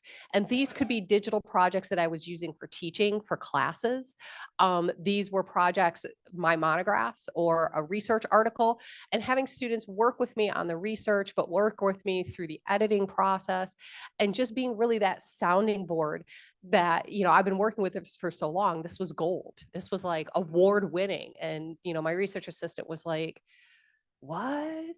I don't even understand. And so having that moment to step back and really think was what really got me engaged working with the students. And then when I took this position and helping faculty and students pair up, because we have our big research assistantship program where we hook we pay undergraduate researchers and graduate students, frankly, to be working with faculty on their projects. We extended it really further, and this came out really organically working with Justin. A community partner would come to me and say, hey, I have this need. And I was like, okay, I have no idea what I'm doing. I'm going to go to the person who knows exactly what's going on and how this works. And so Justin and I really started talking. And this is how community partnerships and really our relationships have been building. Somebody will come to either him or will come to myself and say, I have a question. In one particular instance, we're working with the YMCA was interested in just sort of chatting with Justin about Martin Luther King Jr. and how he spent formative years at the YMCA and how do YMCA programs really impact the youth. Justin came to me. We went to the education department with the Youth and Justice Studies program, and one of the faculty members was like, oh my gosh, my children were in YMCA programs. And then from there, we really started to work with the community partner on what sorts of ideas they had, questions, right? From the big question of, we're curious of the impact of our programming on students. And that's where through those conversations, the disciplinary expertise came in there. Okay, well, what kind of program are you looking at? Are you looking at this? Are you looking at that? And that helped them to think, we're interested in it all, but let's start here. And what this allowed us to do was start working, and I'm working with the faculty member right now. What steps do we need to take to really explore this question in a class? And the great part is this is going to take place over multiple classes. And so for the faculty, rather than thinking up imaginary projects or having the students say, oh boy, here's a project I have to do, what they're really doing is working on a facet of a project. They're going to be presenting that. And what's great is they're going to be presenting it to the YMCA. So they're learning to take this material and tailor it to the specific audiences that they're speaking to. And then the next group, they're going to be leaving that material. And here's where we left off the project. Here are some next steps we're thinking about. And then when the next class comes in, they're going to be picking it up from there, but they'll probably be taking their little flavor on it. And these are the longevity projects that we really like to think about, that faculty can be working with that community partner as well as multiple students over multiple years. And what's great is then the students are going out into the community and saying, here are different things that we've been able to do. And we've done this on a few different projects. It's just one of these things that there's the big idea, and then the questions come out of conversations where we're asking a few more questions. We're bringing in the faculty member that would be interested. And then we sort of, through just discussion, a bit like an artichoke, we're just peeling off the leaves till we get to that delicious little heart of where we're going to take the project.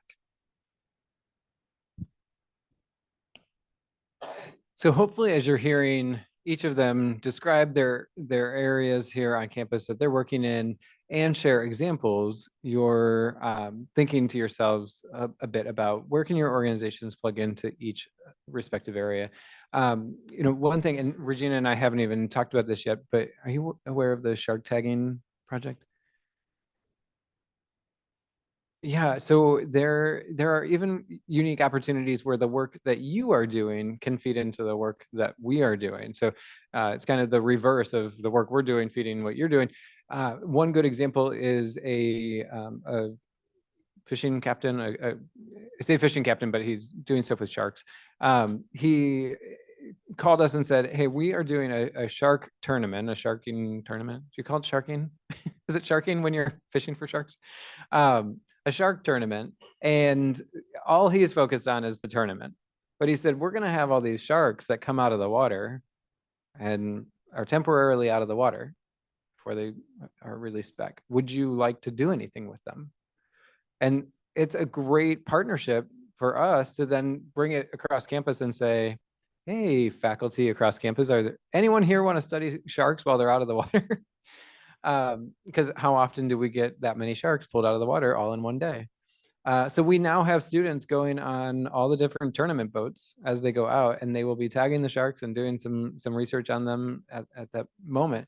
We also had a community partner call us. I'm looking at Melody because it called us and said, actually, it was Fallon. Called us and said, we have some lionfish that are going to be caught, right? And would you like to do anything with this? And unfortunately, only because we can't store dead lionfish, that many dead lionfish, we weren't able to use them that time. But these are the sorts of opportunities that make us real partners in this region. And so whatever it is that you are doing, hopefully you're thinking as they're talking, what can you benefit from their area, but also what are you doing? What do you have access to that can feed the work we're doing here so that we can really have a growing, vibrant partnership that serves the Southwest Florida community really, really well. I want to open the floor for questions from you all. Well, I should ask, was there anything else that each of you wanted to share, anything that was burning on your heart? Yes. Melody was really trying to find a place to store these lionfish.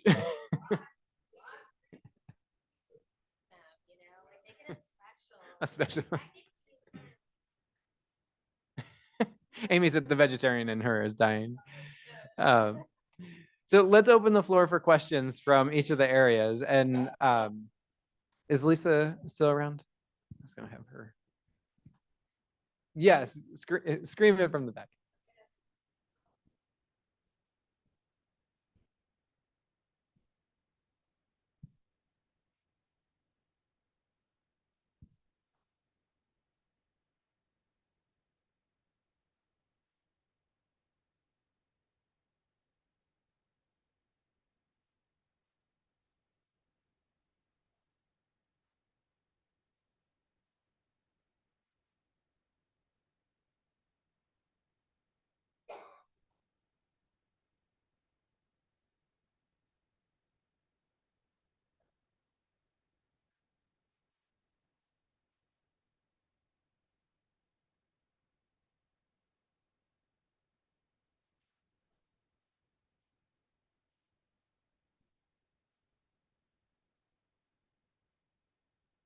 So are you asking just how do you build the momentum? How do you get students interested in it?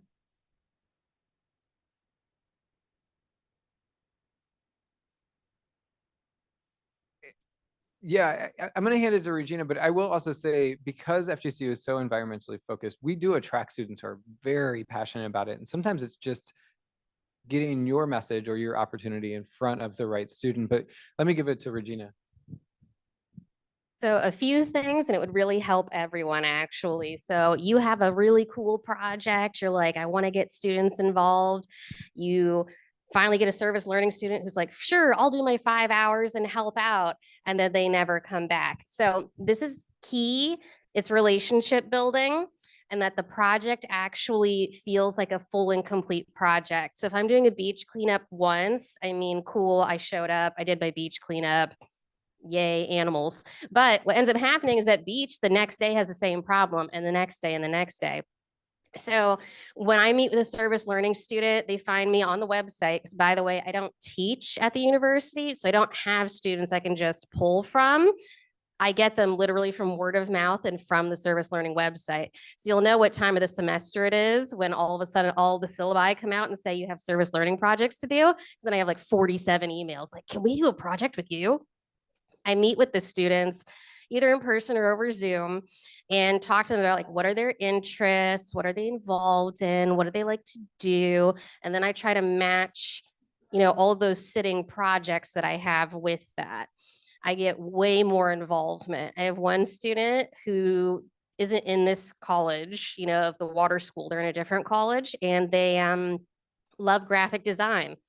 They do all my graphic design. They just keep coming back. They're like, they submit their hours. They're like, do you have another one? I'm like, yes, we're working on another curriculum. Can you make like the icons for it? They're like, great, I'm making it, you know, because they know that even though they're not like an education major, they're developing a curriculum that's going to like help all of Southwest Florida. So they kind of see the big picture of how their little piece does it, and they're constantly coming back. I have other students who are in like classes like civic engagement and everything. They show up and they're like, I should do something about recycling. You know, like, you know, what is there about recycling? I educate them on options and opportunities where I'm like, there's more to recycling than just recycling, and most of it's wish cycling. So that project evolved to the point where we're partnering with a somewhat local business in Naples and getting what's called a waste shark.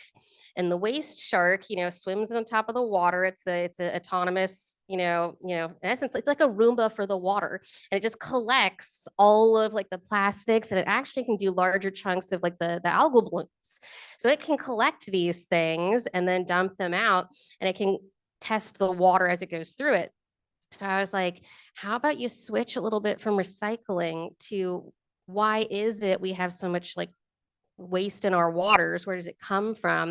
And I used a lot of the information from our faculty because, you know, I have my experts here talking about water. It's like, did you know after it rains, it gets worse? And you're like, yeah, runoff and all the stuff that was on lawns and out in the world.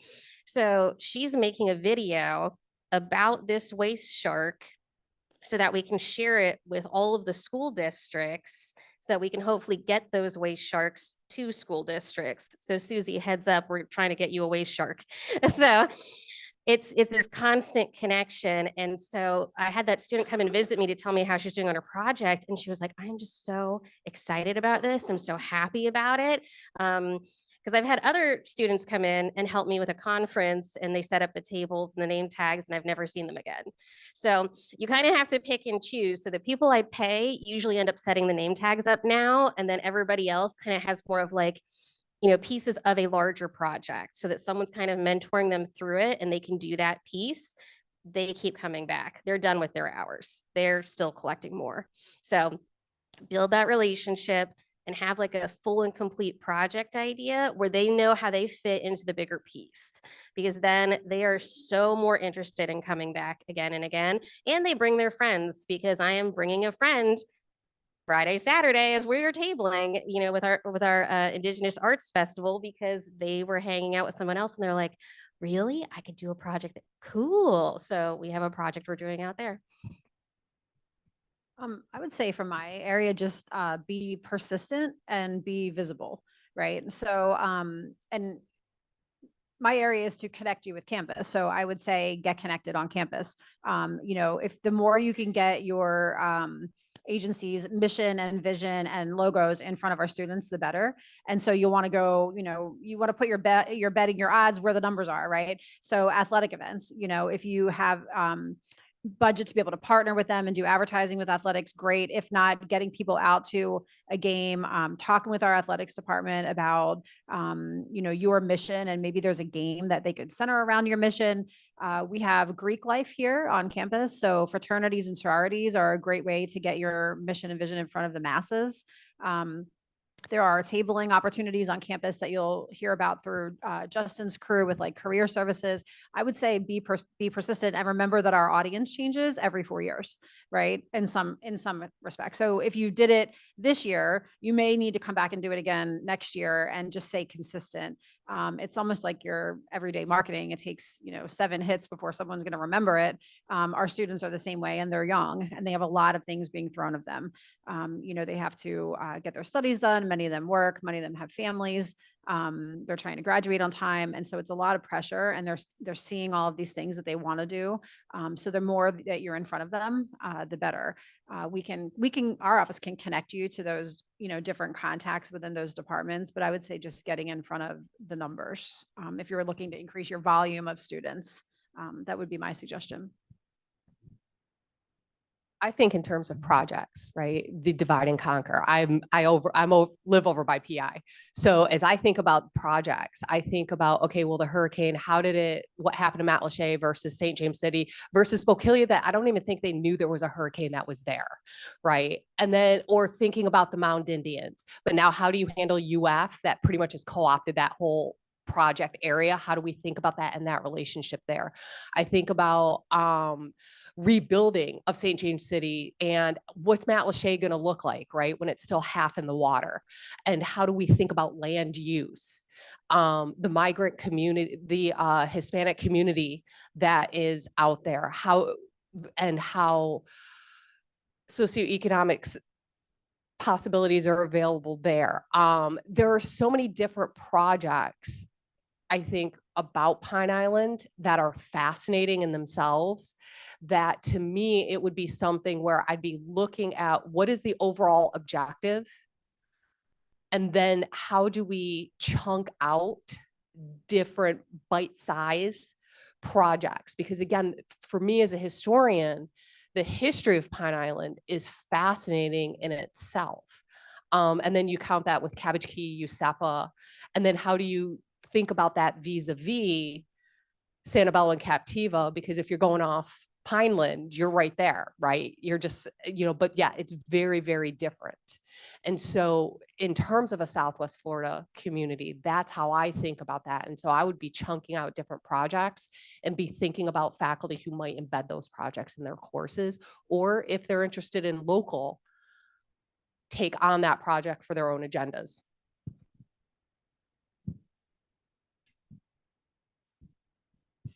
So I heard a couple of things there. One is have a list of opportunities handy at all times, and make sure that list has different lengths of time, different types of service, so you can almost provide a menu for students when they come to you. And the fact that you've pre-thought through it shows them that these are needs, that you're not sitting there going, oh, let me think, is there something you could do for us? Because that doesn't sound like you really have a very strong need if you have to really think about it. But we know you do. It actually might, I know you do, and we know you do. It actually might be you've been too busy and too overwhelmed to even make a list. But I do strongly encourage you to take the time to make that list physically. And Regina, I've seen Regina's list. She's fantastic about making these lists. And then students feel like they have a catalog to choose from. And everybody loves choice. So, having that ready all the time for students to kind of pick from what fits their schedule. And then that relationship building, I can't emphasize that enough, of following up and making sure that they understand, that the students understand that they're doing something that is part of a bigger picture. If they feel like they're just setting up tables, or they're just doing one thing for the day, they don't know that there's more to it, then they feel done. They feel done at 11 o'clock on a Saturday morning. You don't want them to feel done. You want them to feel like, okay, we're done today. Who's coming back next week? Who's coming back every week for the next 16 weeks? And so I would just encourage you to kind of take that realm with them. Other questions? Yeah.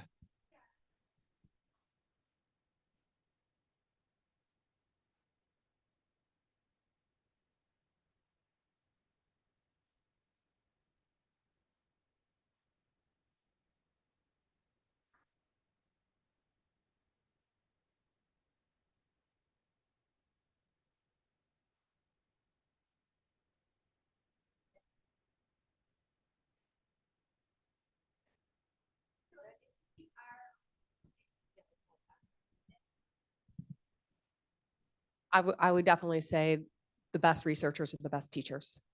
And so if you were interested in having somebody teach a class, what is it that you're interested in having done? I personally would be thinking about the best researchers, and then they're going to be really dynamic in the class. And so that's how I always frame that. I want to say, if you're looking for teachers, because yeah, my triple crown is in education, so it's like round 3. There are so many students here in the College of Ed who are doing all different kinds of education, and even beyond that. So like in the water school, we have an environmental ed, like, oh, it's not a certificate. I'm gonna get yelled at upstairs, but, oh, it's a minor. It's a minor environmental ed. So another thing that I'm also training a lot of people to do, because my area is in educational communications, that's like my personal research interest, is that as students come through me to do projects, I leave them with like a little bit more of like how this would work in the real world. But I mean, you need to advertise directly to the College of Ed immediately, because they are always looking for hours, and then all of their like service groups like Kappa Delta Pi require them to have hours. So we once just did a reading festival all day where we were constantly reading to like every kid that was there.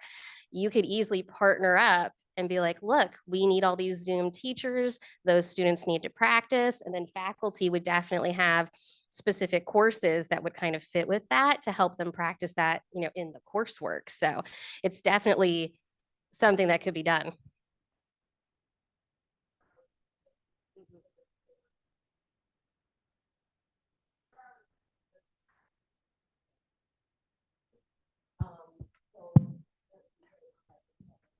Yeah, because I was going to say there are specific students who come here just to do like ESC students and all those different issues. So they'd probably be good ones to like volunteer and support.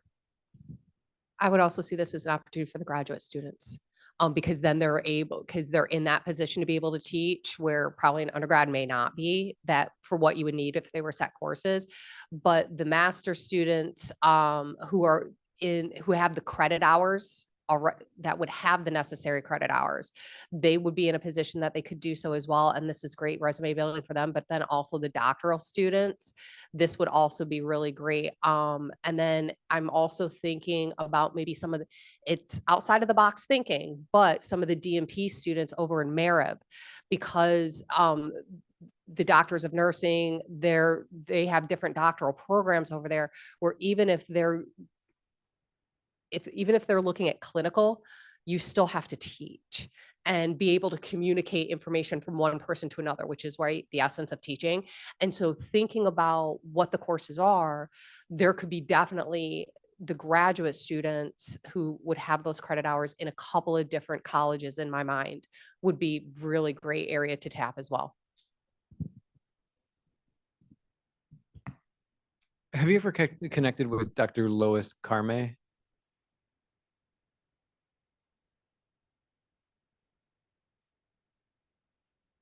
Ellen McDonald. Do you know her? Yeah, so I think she's trying to, we just had a meeting with her and we're really trying to broaden our reach. But one of them is health and obviously education. Yeah. Graduate studies. And this is a good example where I always encourage taking all the approaches. So it takes, 2 minutes tops to fill out our form on our website that I was showing. That gets it posted on that digital bulletin board type of place. Then we can also connect you with specific faculty members. Lois Carme teaches an entire course that would connect to all of what Special Olympics does. And it's a very popular course with multiple sections. And service learning is a requirement in that course. So those students would be fantastic. College of Ed would be fantastic. So I think getting you connected to each area and then seeing which partnerships take off and where that goes. But I think that's true for everyone in here. If you have, I always hesitate to say to only connect you to one spot, because if that person leaves, if they already have people, then it feels like your one and only door was closed. But FGCU is a place of millions of doors. So I want to show you all the doors and let you just start on each door and see which one works best for you. So if you ever have a need for education and it seems like, oh, I should talk to College of Ed, let's do that. But let's also connect you in all the other places so that you can have the best chance of fully partnering. We probably have time for maybe one other question if there is one. Yeah. Excellent. So let's give our panel a round of applause. Thank you so much. Amy's got her pamphlets in the back.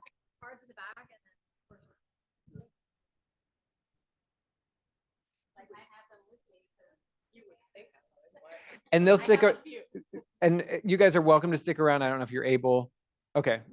Amy's cards are in the back, but I do want to share just a couple other things on the agenda to make sure that we talk through everything. Okay, so I didn't mention this in the beginning, but I meant to. On the top right corner of the front of your agenda is a QR code. When you scan that, it brings up the digital version of this agenda. Why is that important? That link, so when you scan it, takes you to a link, takes you to a web page that is hosting this document. You can save this document then electronically. You can bookmark that link for this document. And everything we've been talking about is hyperlinked in this document. So if you forget that everything's on our website, you can save the electronic version of this document and everything is hyperlinked.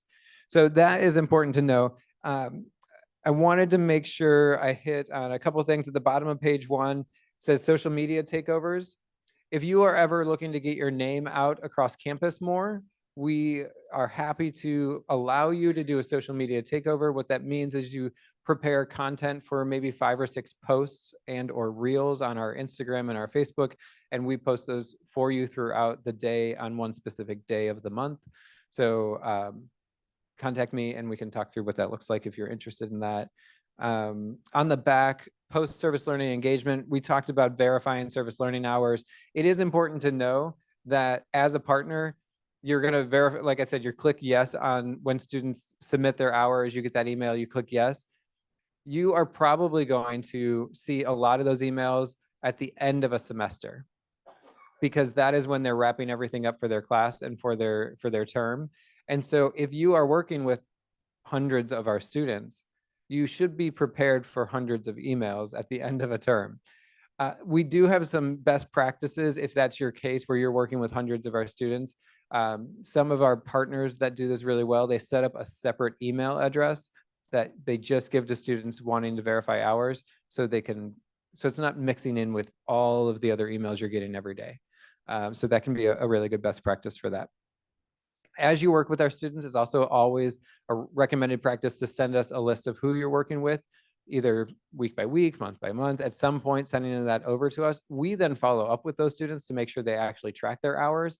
That helps you and us. It helps us because we want the students to track their hours and get closer to the graduation requirement, but it helps you as well because if students don't track their hours when they serve with you, you will most likely hear from them in 3 years when they are trying to graduate and they are freaking out because they can't graduate if they don't get those hours. And you may or may not have records from 3 years ago.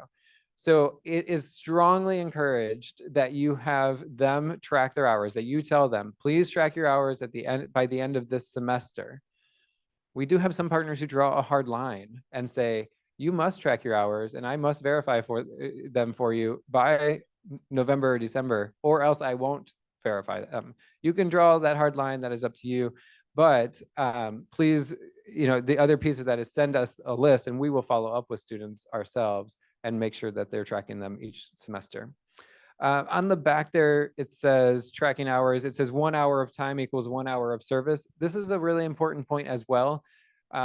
Sometimes you get in a bind and it's 48 hours out from your event and whoever you thought was going to set up all your tables is no longer going to set up all your tables.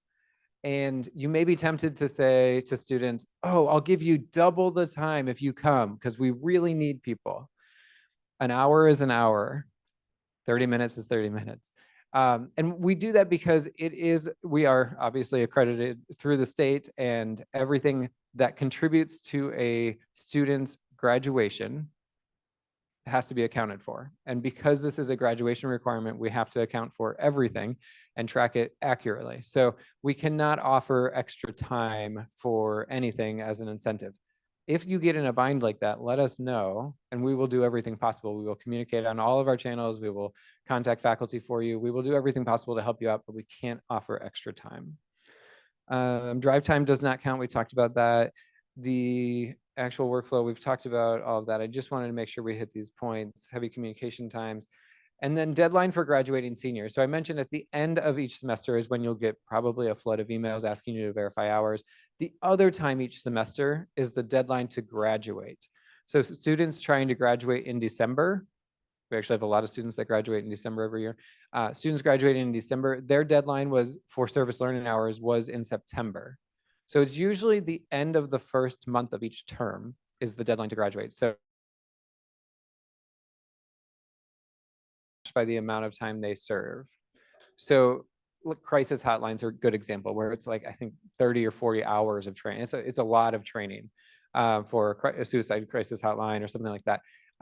Students then would need to do 30 hours of service in order to count all of that training. If they only serve for 10 hours, then they can only count up to 10 hours of that training. So if you have a 2-hour training, then they would need to serve at least 2 hours, if not more, in order to count that training. Good question.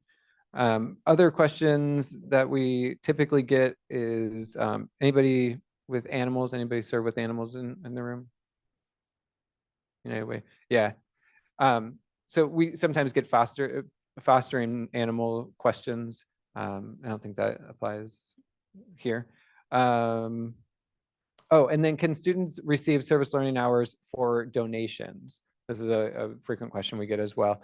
And the short answer is no. The longer answer is they can get hours for coordinating. So the planning, the time spent. So it really, that's the theme here. Hopefully you're picking up on the theme is it's how much time did they spend on that activity instead of items or specific things. So if they spend 2 hours going door to door through their neighborhood and collecting donations and sorting and taking that to wherever they're dropping the food off, then that's 2 hours that they get. What we can't say is you get an hour for every can that you bring in, because then somebody could go buy 80 cans at Target and have just purchased their graduation requirement. So it really is about time, and then we have to accurately report that up to the state. So any other kind of tough questions or nuanced questions like that? Yeah.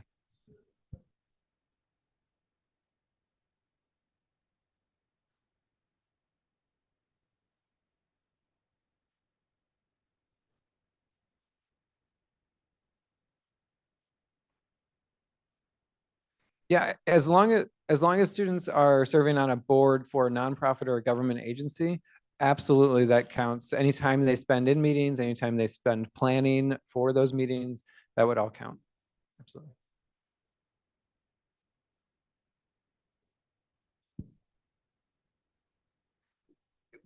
I would say it's up to you. Are they providing a service to your organization by being there? I would think yes, but if you don't feel that, then you never have to verify something. You never have to say, now the student is probably assuming. So if you're not going to provide hours, like if you are not going to say that counts, then you should tell the student up front before they begin. But we always say if it's a service provided to the organization, then absolutely. Lisa.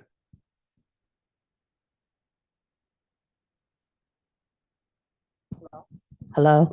So in the past, if they're working on a board, usually what the other board members would have them do is work on something that they're planning. So if they're part of like a planning committee on the board, then that gets them a little more engaged in what you guys are doing, as opposed, I mean, because when you think about it, you go to a board meeting, if they don't have anything to say and they're just kind of like sitting at a board meeting, then, I mean, it's serving, but not really. Whereas if you put them on committees to help other board members do things, then that can be construed as serving. All right, does that help? All right, awesome.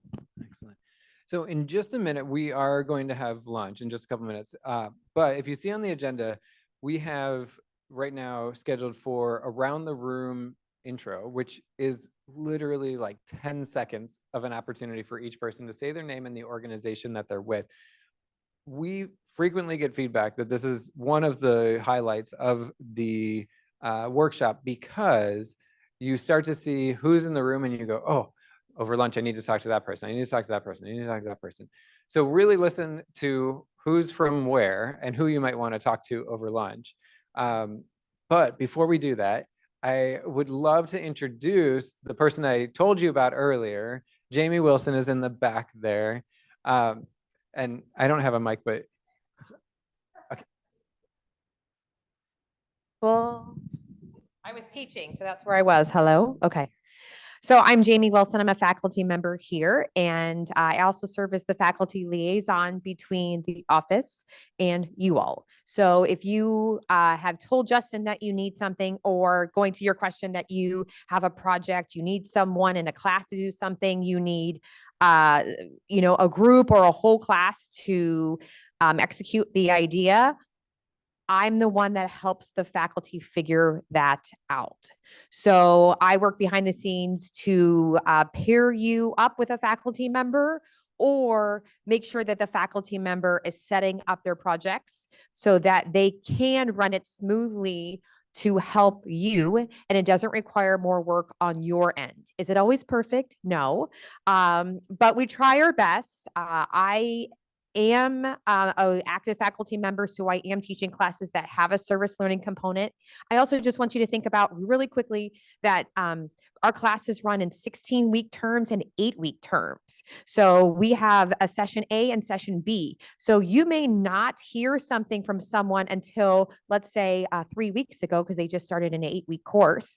And so they're working a little bit faster than a traditional 16-week course. So I always try to tell students that if they're reaching out to community partner. But if you have any project ideas or something that you would love to kind of pitch to us, and I can pitch to a faculty member, you can come chat with me and I'll write it down, and we can work together. Thank you. And one quick example of some of the work that Jamie and I do to connect to faculty, we had a community partner that said, they work with youth, middle school, high school, and they said, we would love for our youth to hear from college students about what college is like. That was the request, and that was just kind of in the back of our mind. And then separately, Jamie and I are constantly trying to get every faculty member here. So I said we have over 200 classes every year that have service in it. We would love that number to be like triple or quadruple that. And so we're always talking to faculty of like, tell me what you teach. Okay, I think we could work some service learning into your course. Well, we have like 20 sections of public speaking, and they currently weren't integrating service learning in. And we said, well, wait, we've got this organization here that wants to hear from college students about what college is really like, to try to open that door and just help their youth understand that college is possible, but here's the reality. It's not what you see in the movies. Here's the reality. And then we have all these sections of public speaking that have to give hypothetical talks in order to demonstrate that they've learned something in public speaking. So Jamie, do you want to talk about I just basically cold call people. And so we were able to hook a public speaking teacher who has 75 students all online who are already recording their speeches. And I said, hey, by the way, could they just record and do these topics? And he said, no problem. So we were able to add that. Even some kind of off the wall ideas, people will tell Justin and Justin will tell me, and then I try to file away. Like we had someone who needed a sculpture made, and I was like, I don't know anyone in the art department, but I will go and look their names up on the website. And so I found a very nice man named Steve Hewart, who is the sculptor professor here.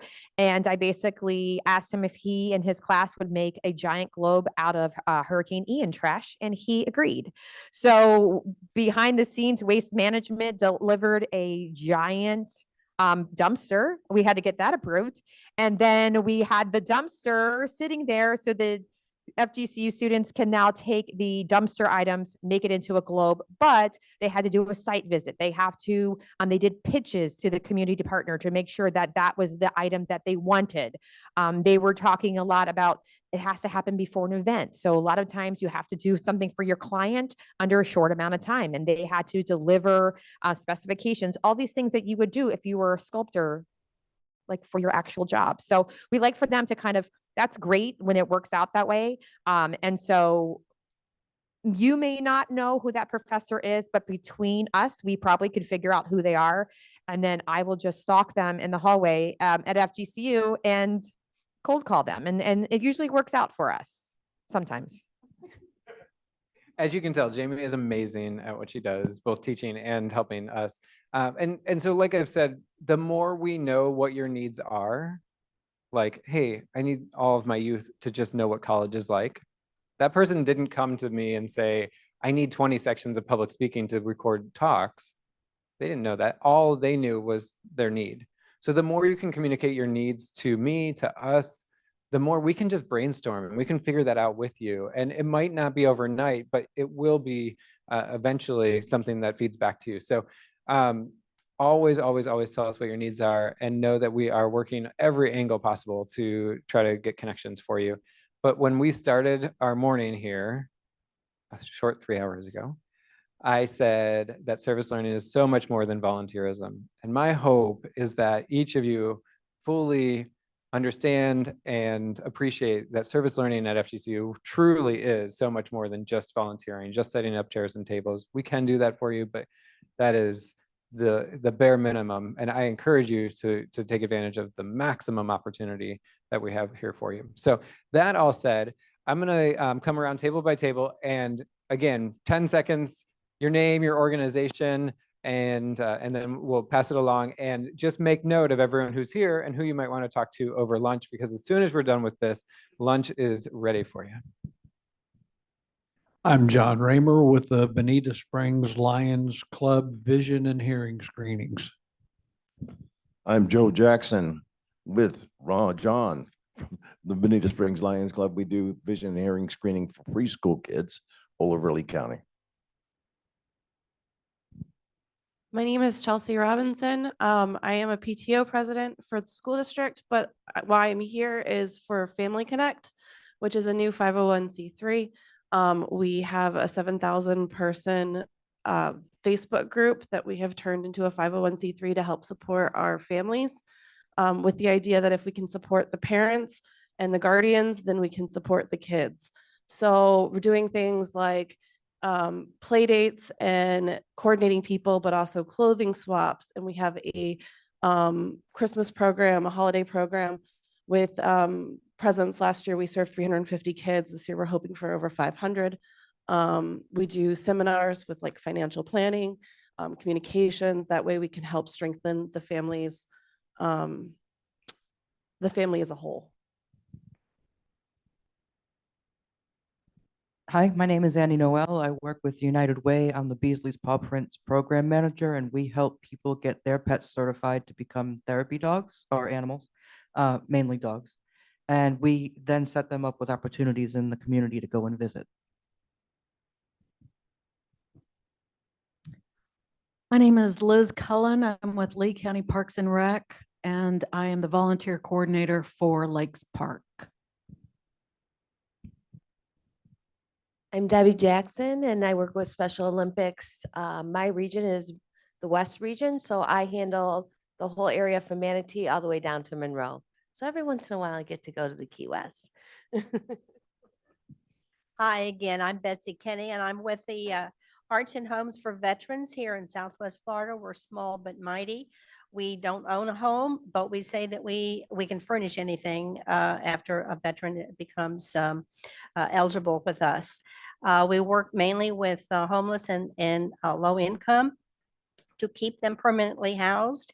And I am the emergency services manager. Hello. Oh my God, I can't talk. Hi, my name is Nicole Marvel, and I am from the Foundations for Lee County Public Schools, and I'm a mentor coordinator for the Take Stock in Children program. Hello, Nicholas Wheeler. I am also from the Foundation for Lee County Public Schools. We service just about every single public school in Lee County. So we have a lot of students who want to be involved. So please feel free to reach out to us and get you connected with some students. Hi, my name is Colleen Ranieri. I'm with the American Red Cross. I'm the Senior Volunteer Recruitment Specialist for the Florida Gulf Coast chapter, which covers Lee, Collier, Highlands, Glades, and Hendry counties. I'm Judy Ott, and I'm with the Calusa Land Trust, all volunteer nonprofit land conservation group on Pine Island. Our president's sitting over there, Heine. He'll be around in a minute.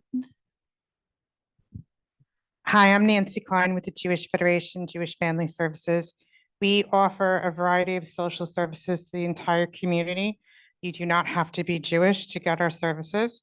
I'm not Jewish, but I identify as being Jewish when I work. Hi, everyone. I'm Olivia Clifton. I'm getting over a cold, so excuse my nasally. I work with the Heights Center. We serve the Harlem Heights community in Fort Myers. We do a number of different programs and services to support them.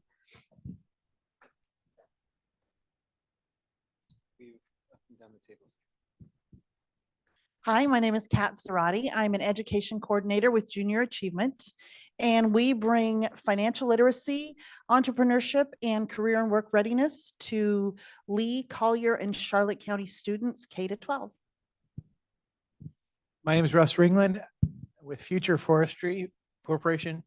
We plant trees and we teach people how to plant trees.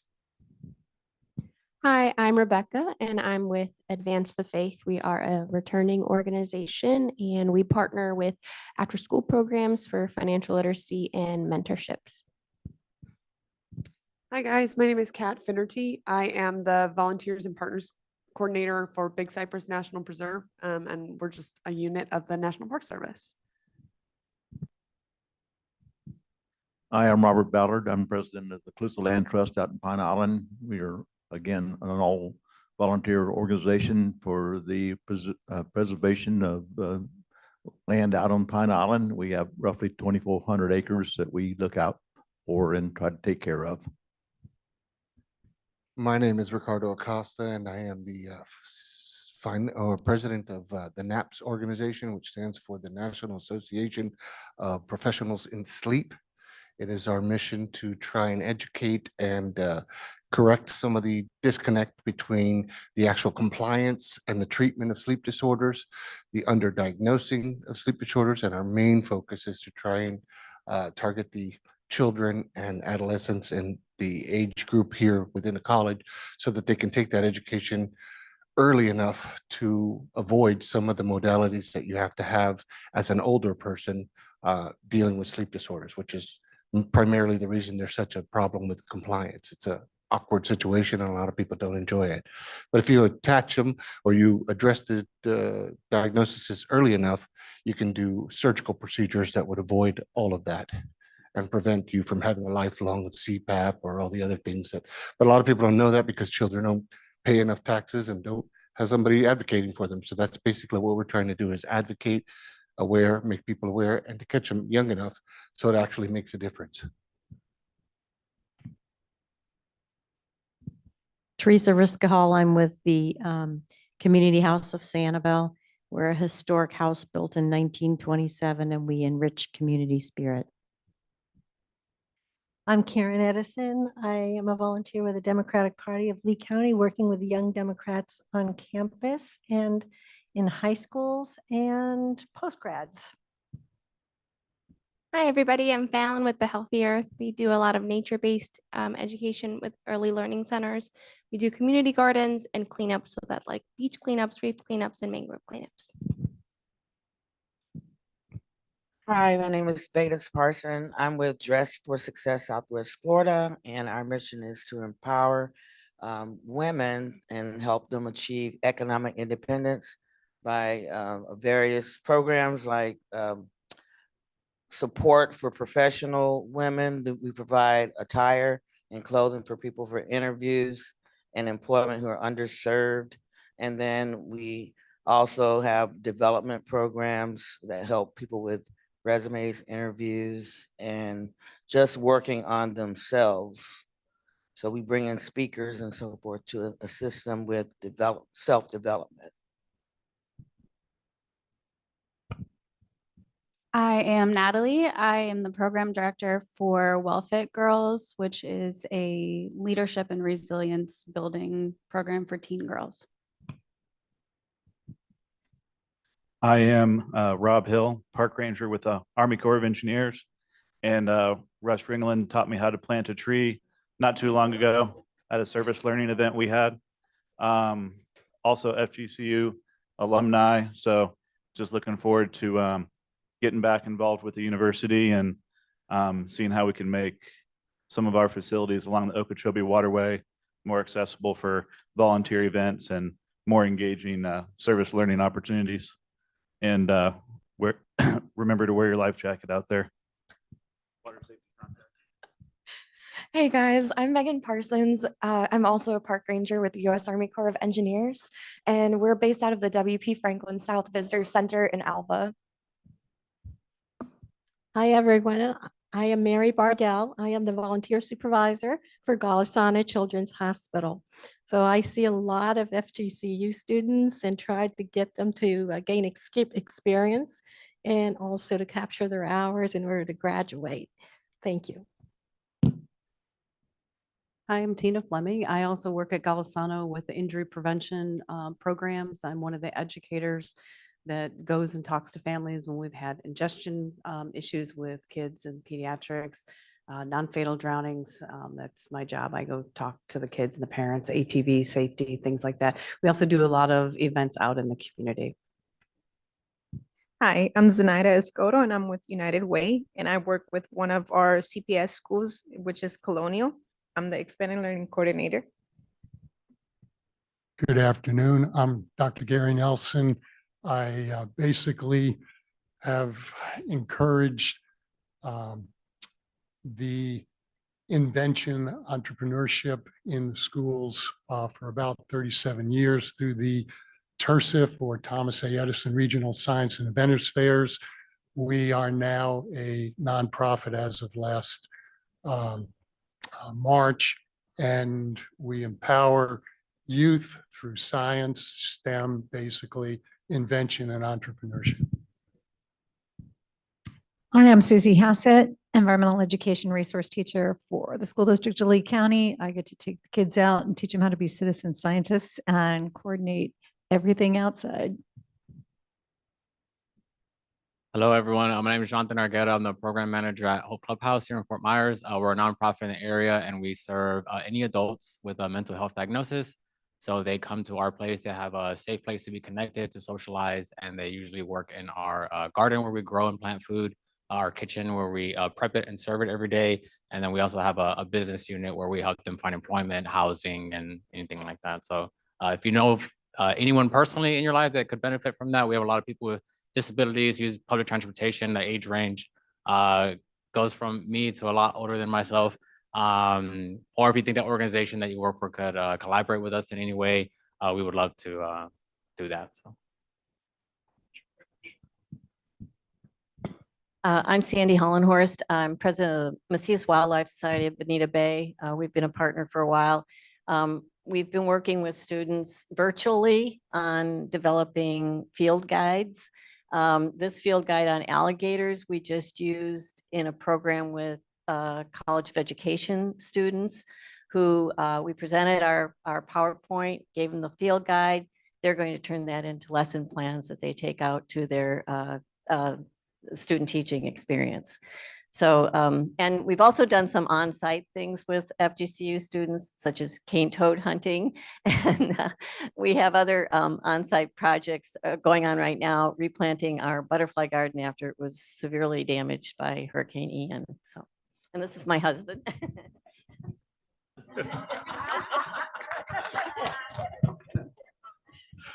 Terry Flanagan, Engage Estero, and we inform, engage, and impact the community of Estero to make it better tomorrow than it is today.